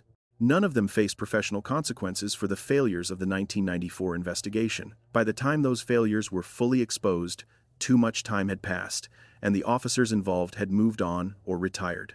The Rikki Neave case has influenced cold case investigation methodology across the UK and beyond. It demonstrated the value of preserving evidence even when current technology can't analyze it. Those tape lifts sat in storage for 21 years before becoming useful. If they'd been destroyed in one of the early cold case reviews, the breakthrough would never have happened. Police departments now have stricter evidence retention policies for unsolved murders. The default is to preserve everything indefinitely, rather than making judgments about what might be useful in the future. The case also highlighted the danger of tunnel vision in investigations. British police training now includes specific modules on cognitive bias, confirmation bias, and the importance of actively seeking evidence that contradicts your working theory. There's a concept in investigative methodology called actively seeking to disprove your hypothesis. Instead of just looking for evidence that supports your theory about who committed the crime, you deliberately look for evidence that would prove that theory wrong. If the 1994 investigators had done this, if they'd actively sought evidence contradicting their theory that Ruth was guilty, they would have found it. The witness statements placing Rikki with Watson, the soil evidence proving Rikki walked to the crime scene, Watson's false alibi, and previous sexual assault. Modern training emphasizes this approach. Don't just build a case against your prime suspect. Actively try to eliminate other suspects with the same rigor you're using to investigate your primary theory. Watson's DNA was in the UK's National DNA Database because of his previous criminal convictions. That's how the match was made when the tape lifts were analyzed in 2015.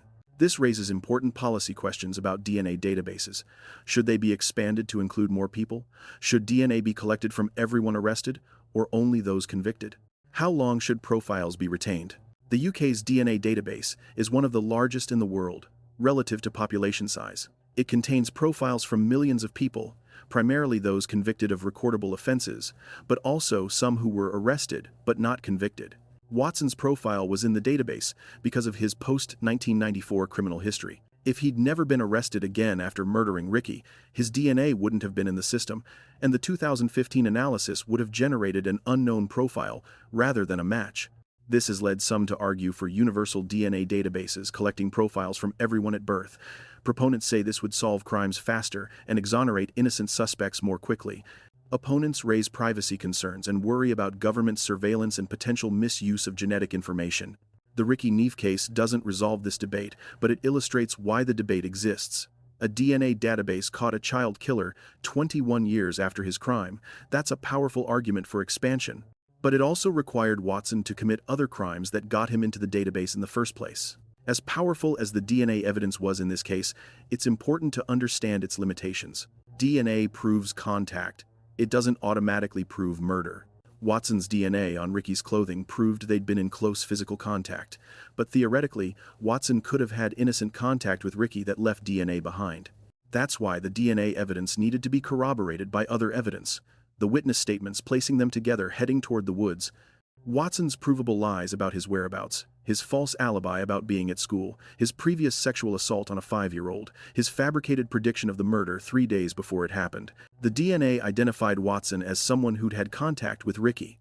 The other evidence proved that contact was the murder. This is crucial for understanding how DNA evidence works in criminal cases. It's powerful, but it's rarely sufficient by itself. It needs to be part of a broader evidential picture. There are cases where DNA has been found at crime scenes, but the person whose DNA it is has a legitimate explanation for why it's there. They'd been to that location earlier. They'd had innocent contact with the victim. The DNA proves they were there. but not that they committed the crime. In Watson's case, there was no innocent explanation. He lied about the nature of his contact with Rikki. He lied about his whereabouts. He fled the country. Everything pointed to guilt, and the DNA confirmed it. There's a question that haunts this case. Was 28 years of fighting for justice worth it? For Ruth Neave, the answer seems to be yes. She got official vindication. She saw her son's killer convicted. She could finally tell her story without people wondering if she was lying. For Rebecca and Rochelle, the answer is more complicated. Yes, they got justice for their brother, but they also lost most of their childhood and adolescence to trauma rooted in his murder and the investigation's aftermath. No conviction can give that back. For Rikki, the question is unanswerable. He was dead either way. Whether Watson was caught in 1994 or 2022 made no difference to him. But for society, for the principle of justice, the answer has to be yes. 28 years is too long. The investigation should have caught Watson in 1994. Ruth should never have been charged. The evidence should never have been lost. The case should never have been closed. All of that is true, but the alternative, Watson never being caught at all, the case remaining forever unsolved, Ruth living the rest of her life under suspicion, the family never knowing the truth would have been worse. Late justice is better than no justice. Not ideal, not what should have happened, but better than the alternative. There's something almost poetic about how this case was solved. The evidence that convicted Watson, those tape lifts, was collected in 1994 by a forensic scientist who couldn't analyze it with the technology available at the time. Peter Lamb gathered those fibers knowing he needed suspect clothing to compare them to, clothing that was never collected. The tape lifts sat in storage for 21 years, silent. Useless with 1994 technology. Waiting. While they waited, Ruth was arrested, tried, convicted of child cruelty, imprisoned, and released. While they waited, Rikki's sisters grew up. While they waited, Trevor Harvey died. While they waited, Watson lived his life, committed other crimes, went to prison for arson, got out, and presumably thought he'd gotten away with murder. And then technology caught up. In 2015, those tape lifts finally had something to say. The DNA they'd preserved for 2 decades finally became analyzable. The evidence that couldn't speak in 1994 finally found its voice. It said, James Watson was there. James Watson had close physical contact with Rikki Neave. James Watson is lying about what happened. Evidence doesn't care about time. It doesn't degrade its truthfulness just because years pass. If properly preserved, it waits patiently for technology to advance, for investigators to ask the right questions, for justice to finally arrive. Those tape lifts were patient, and eventually they told the truth. We've traveled a long road together through this case. 28 years compressed into a narrative that's tried to honor the complexity, the tragedy, and the ultimate triumph of justice finally served. We've seen how a 6-year-old boy left home for school one November morning and never arrived. How he was found strangled in Woodland just 5 minutes from home, his small body stripped and posed. How police arrested and prosecuted the wrong person while the actual killer walked free. How evidence was lost and destroyed. How a case went cold for 2 decades. And we've seen how it was finally solved. How preserved evidence and advancing technology, combined with a mother's persistence and an investigator's humility to catch a killer who thought he'd escaped. Now, in this final part, we need to reflect on what it all means. What lessons endure beyond the specifics of this case? What questions remain unanswered? What justice looks like when it arrives nearly 3 decades late? There's a famous legal maxim, justice delayed is justice denied. It comes from William Gladstone, the 19th century British Prime Minister, who argued that when legal proceedings drag on too long, the delay itself becomes a form of injustice. Witnesses' memories fade, evidence disappears. The accused suffers prolonged uncertainty. The victim's family waits in agony. The Rikki Neave case tests this maxim to its limit, 28 years from murder to conviction. That's not just delayed justice. That's justice delivered to a completely different world than the one where the crime occurred. In 1994, when Rikki was murdered, the internet was barely emerging. Mobile phones were rare and expensive. DNA analysis existed but was primitive by today's standards. The Soviet Union had collapsed just 3 years earlier. The UK was still 15 years away from the smartphone era. By the time Watson was convicted in 2022, the world had transformed. The internet dominated daily life. DNA technology could analyze microscopic samples. Social media had reshaped human communication. A global pandemic had just shut down the world for 2 years. Everyone involved in the original case had aged nearly 3 decades. The 6-year-old victim would have been 34 if he'd lived. His baby sister, infant when he died, was now a woman approaching 30. His father was dead. His mother was in her 60s. So was this justice delayed, actually justice denied? Let's start with the argument that 28 years of delay did deny justice in meaningful ways. Trevor Harvey died without answers. He spent the last years of his life knowing his best boy in the world had been murdered and believing the killer would never be caught. He never got to see Watson arrested, tried, or convicted. He never got to confront his son's killer. He died with that wound still open. That's justice denied. Rochelle and Rebecca grew up without their brother and without answers. Their entire childhoods, adolescences, and early adulthoods were shaped by the unresolved murder. Rochelle suffered severe mental health issues. Rebecca described losing the other half of herself. Therapy might have helped. Closure might have helped. Knowing that the killer had been caught and punished might have helped. Instead, they grew up knowing he was out there somewhere, free, living his life while their brother lay dead. That's justice denied. Ruth Neave spent 28 years under suspicion. Yes, she was acquitted in 1996. But acquittal isn't vindication. The public still suspected her. The police publicly said they weren't looking for other suspects, implying they still thought she'd done it despite the jury's verdict. She had to fight for her life, as she put it, for 30 years, shouting and screaming to make people believe her, knowing the truth but unable to prove it, watching the real killer walk free while she bore the stigma of a child murderer who'd gotten away with it. That's justice denied. And what about Watson's potential victims between 1994 and 2016? We know he committed arson and other crimes. We know he received an imprisonment for public protection sentence, indicating the courts saw him as dangerous. Did he harm other children during those 22 years of freedom? We don't know.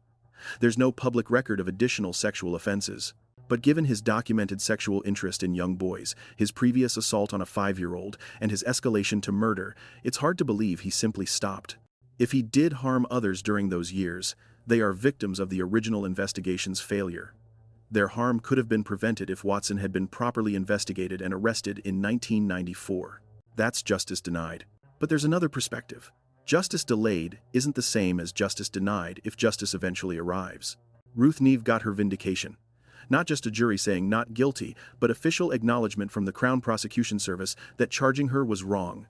An apology from Cambridgeshire Police. A conviction of the actual killer, proven by irrefutable DNA evidence. That vindication matters. It's not the same as getting it in 1994, but it's infinitely better than never getting it at all. Rebecca and Rochelle finally got answers. They finally knew, not believed, not suspected, but knew with scientific certainty who killed their brother and why. They got to give victim impact statements in court. They got to watch Watson convicted. They got to see justice served, however late it arrived. That matters too. The investigation's failures were exposed and acknowledged. The tunnel vision, the lost evidence, the premature case closure, all documented, analyzed, and used to improve future investigations. The Rikki Neave case became a teaching case for what not to do. If the case had never been solved, those lessons would never have been learned. Future investigations might have repeated the same mistakes. Future families might have suffered the same injustices. Watson's conviction prevented future harm. Yes, he had 22 years of freedom he shouldn't have had. But now he's in prison, likely for the rest of his life. He can't harm any more children. The danger he represents has been neutralized. And perhaps most importantly, Rikki's murder was solved. His life, short as it was, mattered enough that the system eventually got it right. The 6-year-old boy who trusted the wrong person on a November morning got justice. Late, imperfect, incomplete justice. But justice nonetheless. Even with Watson's conviction, significant questions remain unanswered. Some may never be answered. Why did Watson kill Rikki? We know he had a sexual interest in young boys. We know he'd previously assaulted a 5-year-old. We know he fantasized about the murder before committing it. But what was happening in his mind that morning when he encountered Rikki? Did he plan to kill Rikki specifically?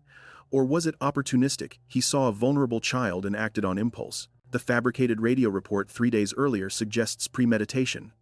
Watson was thinking about abducting, strangling, and posing a child's body in those specific woods. But was Rikki the intended target, or just the first available victim who fit Watson's criteria? We'll never know unless Watson talks, and he's shown no inclination to do so. Beat? What happened in those woods? We know Rikki walked there with Watson, We know he was strangled with his own coat. We know he was stripped and posed. But what were the precise sequence of events? Did Watson lure Rikki there with promises of something interesting to see? Did he attack immediately, or was there conversation first? How long did the murder take? Did Rikki fight back, or was the attack so sudden he had no chance? The forensic evidence provides some answers, but it can't tell us everything. The moments of Rikki's death remain private, known only to Watson and his victim. Did Watson harm other children? His documented offenses are the 1993 sexual assault and the 1994 murder, then nothing sexual until his arrest in 2016. But offenders like Watson with specific sexual interests in children and a history of violence rarely commit just once and stop. The pattern is typically escalation and repetition. Did Watson commit other offenses that were never reported? Did he have other victims who never came forward? Did he engage in behavior that didn't rise to the level of criminal charges but still caused harm? These questions matter not just for historical accuracy, but for victim identification. If there are other victims out there, they deserve acknowledgement and support. Some questions will never be answered because the evidence to answer them was destroyed. The 45 lost exhibits could have told us things we'll now never know. The wheelie bin where Rikki's clothes were found might have had fingerprints, might have had additional DNA, might have provided clues about Watson's movements after the murder. The blue anorak coat, the murder weapon, was returned to Ruth and disposed of. Modern forensic analysis of that coat might have revealed details about the strangulation. Exactly how it was twisted, how much force was applied, whether there were multiple attempts. The nail clippings from Rikki's body could have shown whether he scratched his attacker. If he did, there might have been Watson's skin cells under his nails, additional DNA evidence that would have made the case even stronger. All of this evidence existed at one point. All of it was in police custody. All of it should have been preserved indefinitely. Instead, it was lost or destroyed, leaving permanent gaps in our understanding of what happened. 6-year-old Rikki Neave didn't choose to become a symbol of investigative failure and eventual redemption. He was just a little boy who wanted to go to school one morning. But his case has had lasting impact on British criminal justice. Evidence preservation policies were strengthened. Police departments now have stricter guidelines about retaining evidence in unsolved murders. The default assumption is that evidence should be kept indefinitely rather than destroyed after a certain period. Cold case review procedures were reformed. The 2 cold case reviews in 2013 and 2014 that concluded the Rikki Neave case should stay closed were clearly inadequate. Review procedures now require more thorough examination and explicitly consider whether family members disagree with closure decisions. Investigative bias training was enhanced. British police training now includes specific modules on tunnel vision, confirmation bias, and the danger of deciding guilt too early in an investigation. The Rikki Neave case is used as a teaching example. Victims' rights were expanded. The victim's right to review scheme, which Rikki's family used to push for, Watson's prosecution, was strengthened and publicized more widely. Families now have clearer pathways to challenge prosecutorial decisions. DNA database retention was defended. The case provided strong evidence for maintaining the national DNA database. Watson's profile was in the database due to subsequent crimes, and that's what allowed the match when the tape lifts were analyzed. Arguments for purging the database of offender profiles were weakened by high-profile cases like this one. None of this brings Rikki back. None of this undoes Ruth's wrongful prosecution or the family's decades of suffering. But it means other families might not have to go through the same ordeal. Other investigations might avoid the same failures. Other cold cases might be solved more quickly. That's Rikki's legacy. A 6-year-old boy who loved his sisters, who acted as their protector despite being just a child himself, who trusted someone he shouldn't have. His death led to changes that have helped other victims and families. Ruth Neave's role in this story is complicated. She was not a good mother. The evidence of child abuse was real. Her conviction on child cruelty charges was justified. If we'd met Ruth in 1993 or early 1994, we might have agreed that her children needed to be protected from her. But being a bad parent doesn't make you a murderer. And Ruth's persistence in the face of wrongful accusation, public vilification, and official dismissal is extraordinary. Most people, after being acquitted but still suspected, after serving time for child cruelty, after losing their surviving children, after watching police close the case and say they weren't looking for other suspects, most people would give up. Ruth didn't. For 20 years, she fought. She insisted on her innocence, not just privately, but publicly. She demanded that authorities listen to her. She refused to let the case be forgotten. And when she finally got the meeting with Detective Superintendent Fullwood in October 2014, she made her case so effectively that he reopened the investigation. That persistence, that refusal to accept injustice, even when everyone told her to move on, is Ruth's legacy. She showed that families have power if they're willing to use it. That official closure of a case doesn't mean the case is actually closed. That truth can eventually emerge even when authorities have declared it won't. Ruth was not a perfect victim. She wasn't sympathetic in the way we often want victims to be. She had flaws, made mistakes, hurt her children in ways that were documented and real, but she was telling the truth about not killing Rikki. And she never stopped fighting to prove it. That matters. James Watson's legacy is darker and more troubling. He was 13 when he murdered Rikki Neave. Legally a child, though capable of planning, executing, and covering up a murder with chilling competence. The case raises uncomfortable questions about juvenile offenders and rehabilitation. Can a 13-year-old who commits such a terrible crime be rehabilitated? Watson is now in his 40s, having spent most of his life knowing he killed a 6-year-old and got away with it. Does that person, someone who's lived with that secret for decades, who fled the country when caught, who's shown no remorse, does that person deserve a chance at redemption? British law says potentially yes. That's why his minimum sentence was 15 years rather than much longer. The system recognizes that he was a child when he committed the crime, that children's brains aren't fully developed, that capacity for change exists. But Watson hasn't shown any change. He hasn't admitted guilt. He hasn't apologized. He hasn't engaged with treatment. He hasn't demonstrated remorse. The parole board, when they eventually consider his case, will have to grapple with this. Do you release someone who committed murder as a child but has shown no evidence of rehabilitation as an adult? Watson's case will influence how future cases of juvenile murderers are handled. It demonstrates that age at offense doesn't automatically predict rehabilitation, that some offenders, even young ones, may be so dangerous or so unrepentant that they can never safely be released. The Rikki Neave case forces us to confront uncomfortable truths about how justice actually works versus how we think it should work. We want to believe that investigations are objective, that evidence is collected impartially, that police follow leads wherever they go, regardless of preconceptions. This case shows that's not always true. The original investigators decided Ruth was guilty and then only collected evidence supporting that conclusion. They ignored witness statements pointing to Watson. They never checked his alibi. They dismissed forensic evidence contradicting their theory. That's not how it's supposed to work. But it's how it often does work. Humans are pattern-seeking creatures who form hypotheses quickly and then look for confirming evidence. Even trained investigators, even people trying to be objective, fall into these cognitive traps. The lesson isn't that all investigators are bad or incompetent. It's that the system needs checks and balances to catch these errors. Second opinions, external reviews, institutional humility, willingness to admit mistakes. Cambridgeshire police eventually got it right, but only because Detective Superintendent Fullwood was willing to acknowledge his predecessors had gotten it wrong. That kind of institutional humility is rare and should be celebrated. We also want to believe that evidence preservation is straightforward, that police departments have proper storage, proper cataloging, proper chain of custody procedures that prevent critical evidence from being lost. This case shows that's often not true either. 45 exhibits lost or destroyed. The murder weapon returned to the victim's mother and disposed of. Nail clippings gone. The wheelie bin lost. These failures weren't malicious. They were bureaucratic, the result of inadequate systems and insufficient resources. But the effect was the same. Critical evidence was permanently destroyed, leaving gaps that can never be filled. The lesson is that evidence preservation requires resources, attention, and institutional commitment. It's not sexy work. It doesn't solve cases directly, but without it, cases that could be solved remain unsolved forever. We want to believe that DNA evidence is a magic solution that automatically solves cold cases.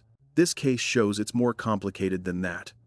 Yes, DNA identified Watson, but only because his profile was in the database from subsequent crimes, only because the tape lifts had been properly preserved, only because forensic scientists in 2015 had technology that didn't exist in 1994. Remove any of those factors, and the DNA evidence wouldn't have solved the case. Watson had to commit other crimes to get into the database. The evidence had to be preserved. The technology had to advance. And even then, the DNA alone wasn't enough. It needed to be corroborated by witness statements, Watson's provable lies, and the pattern of behavior showing motive and intent. DNA is powerful. But it's not magic. It's one tool among many, and it only works when everything else, preservation, databases, corroborating evidence, is in place. Let's come back to the central fact of this case. 28 years from murder to conviction. 28 years during which Watson walked free. 28 years during which Ruth lived under suspicion. 28 years during which Rikki's siblings grew up without answers. 28 years during which their father aged and died without seeing justice. What do those 28 years mean? For Watson, they mean he got to live more than 2 decades of life he didn't deserve. He got to be a teenager, a young adult, a middle-aged man. He got to have experiences, relationships, freedoms that Rikki never got. Every day of those 28 years was a day Watson stole from justice. For Ruth, they mean nearly 3 decades of fighting, of being suspected, of having to defend herself against accusations of murdering her own child. 28 years of trauma, layered on top of the trauma of losing Rikki. 28 years of knowing the truth but being unable to prove it. For Rebecca and Rochelle, they mean growing up in the shadow of their brother's unsolved murder. 28 years of wondering if they'd ever get answers. 28 years of carrying that weight. For the justice system, they mean a nearly 3-decade failure. An investigation that went wrong from the start, stayed wrong through Ruth's wrongful prosecution, and remained wrong through 2 cold case reviews that concluded the case should stay closed. But those 28 years also mean something else: eventual redemption. The system failed catastrophically, but it eventually corrected itself. Not quickly. Not without enormous cost. Not before tremendous harm was done. But it corrected itself. That has to mean something. Because if we conclude that justice delayed to this extent is justice denied, that 28 years is too long to matter, then we're saying there's no point in solving old cold cases. We're saying that after a certain point, we should just give up. And that can't be right. As of 2024, where are the key people in this story? Ruth Neave is in her mid-60s, living somewhere in England. Exact location not public for privacy reasons. She's finally free from the suspicion that haunted her for nearly 3 decades. In interviews after Watson's conviction, she spoke about feeling vindicated but also about the permanent scars the ordeal left. The years can't be given back. The children who were taken from her grew up with other families. But she has the truth officially recognized. And that's something. Rebecca and Rochelle are adults now, in their 30s and late 20s respectively. Both have tried to build lives separate from the tragedy that defined their childhoods. Rochelle, who was adopted and raised outside the family, has spoken about her mental health struggles but also about healing and moving forward. Rebecca has been less public but participated in the trial and victim impact statements. Both presumably carry their brother's memory and the validation that came with Watson's conviction. James Watson is in prison, serving his life sentence. He'll be eligible for parole consideration around 2031, when he's 50 years old. But parole is unlikely given his lack of remorse and refusal to engage with rehabilitation programs. He could spend the rest of his life in custody. He watches the years pass, knowing he was caught. Knowing the DNA that he didn't even know he'd left behind became the evidence that convicted him. Detective Superintendent Paul Fullwood retired after a distinguished career that included reopening and solving the Rikki Neave case.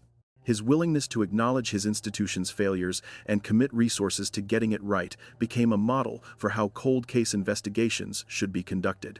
Peter Lamb, the forensic scientist who collected the tape lifts in 1994, presumably felt vindicated when those samples, preserved for 21 years, finally solved the case. His proper evidence collection and preservation made the breakthrough possible. The original investigators from 1994 are retired or deceased. Their legacy is mixed. They worked hard on a difficult case under enormous pressure, but their tunnel vision and failure to follow basic investigative procedures allowed a killer to walk free for decades. Let's end where we began, with Rikki.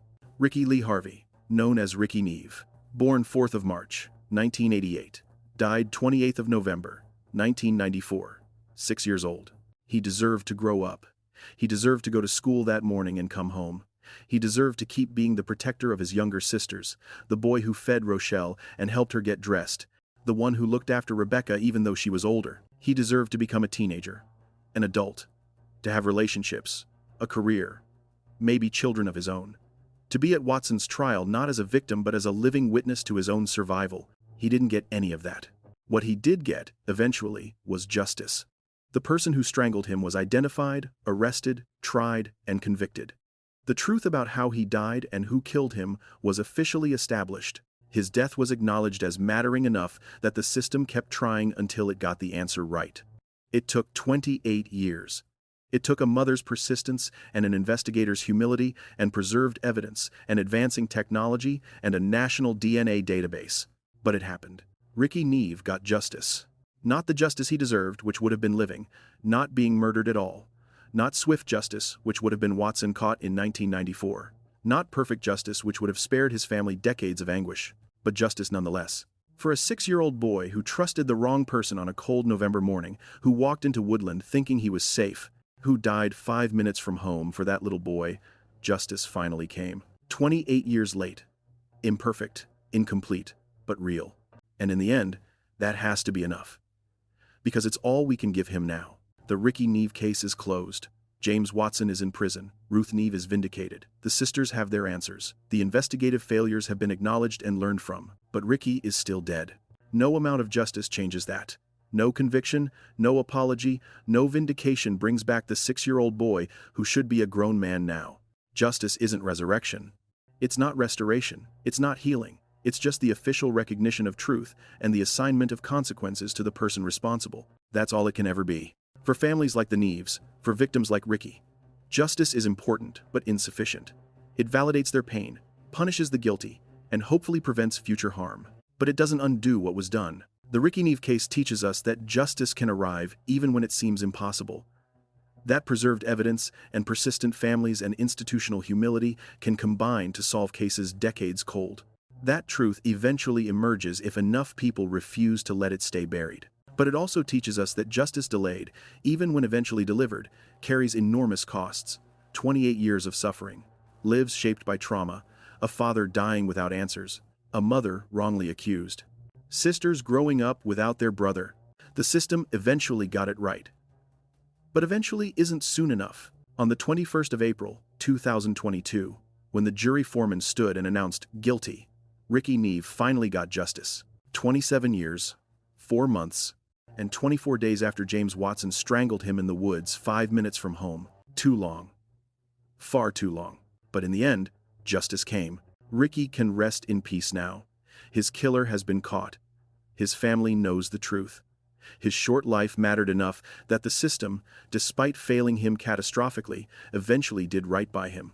Sleep tight, little man. You will always be in our hearts and never forgotten. Justice was delayed. But justice was not denied.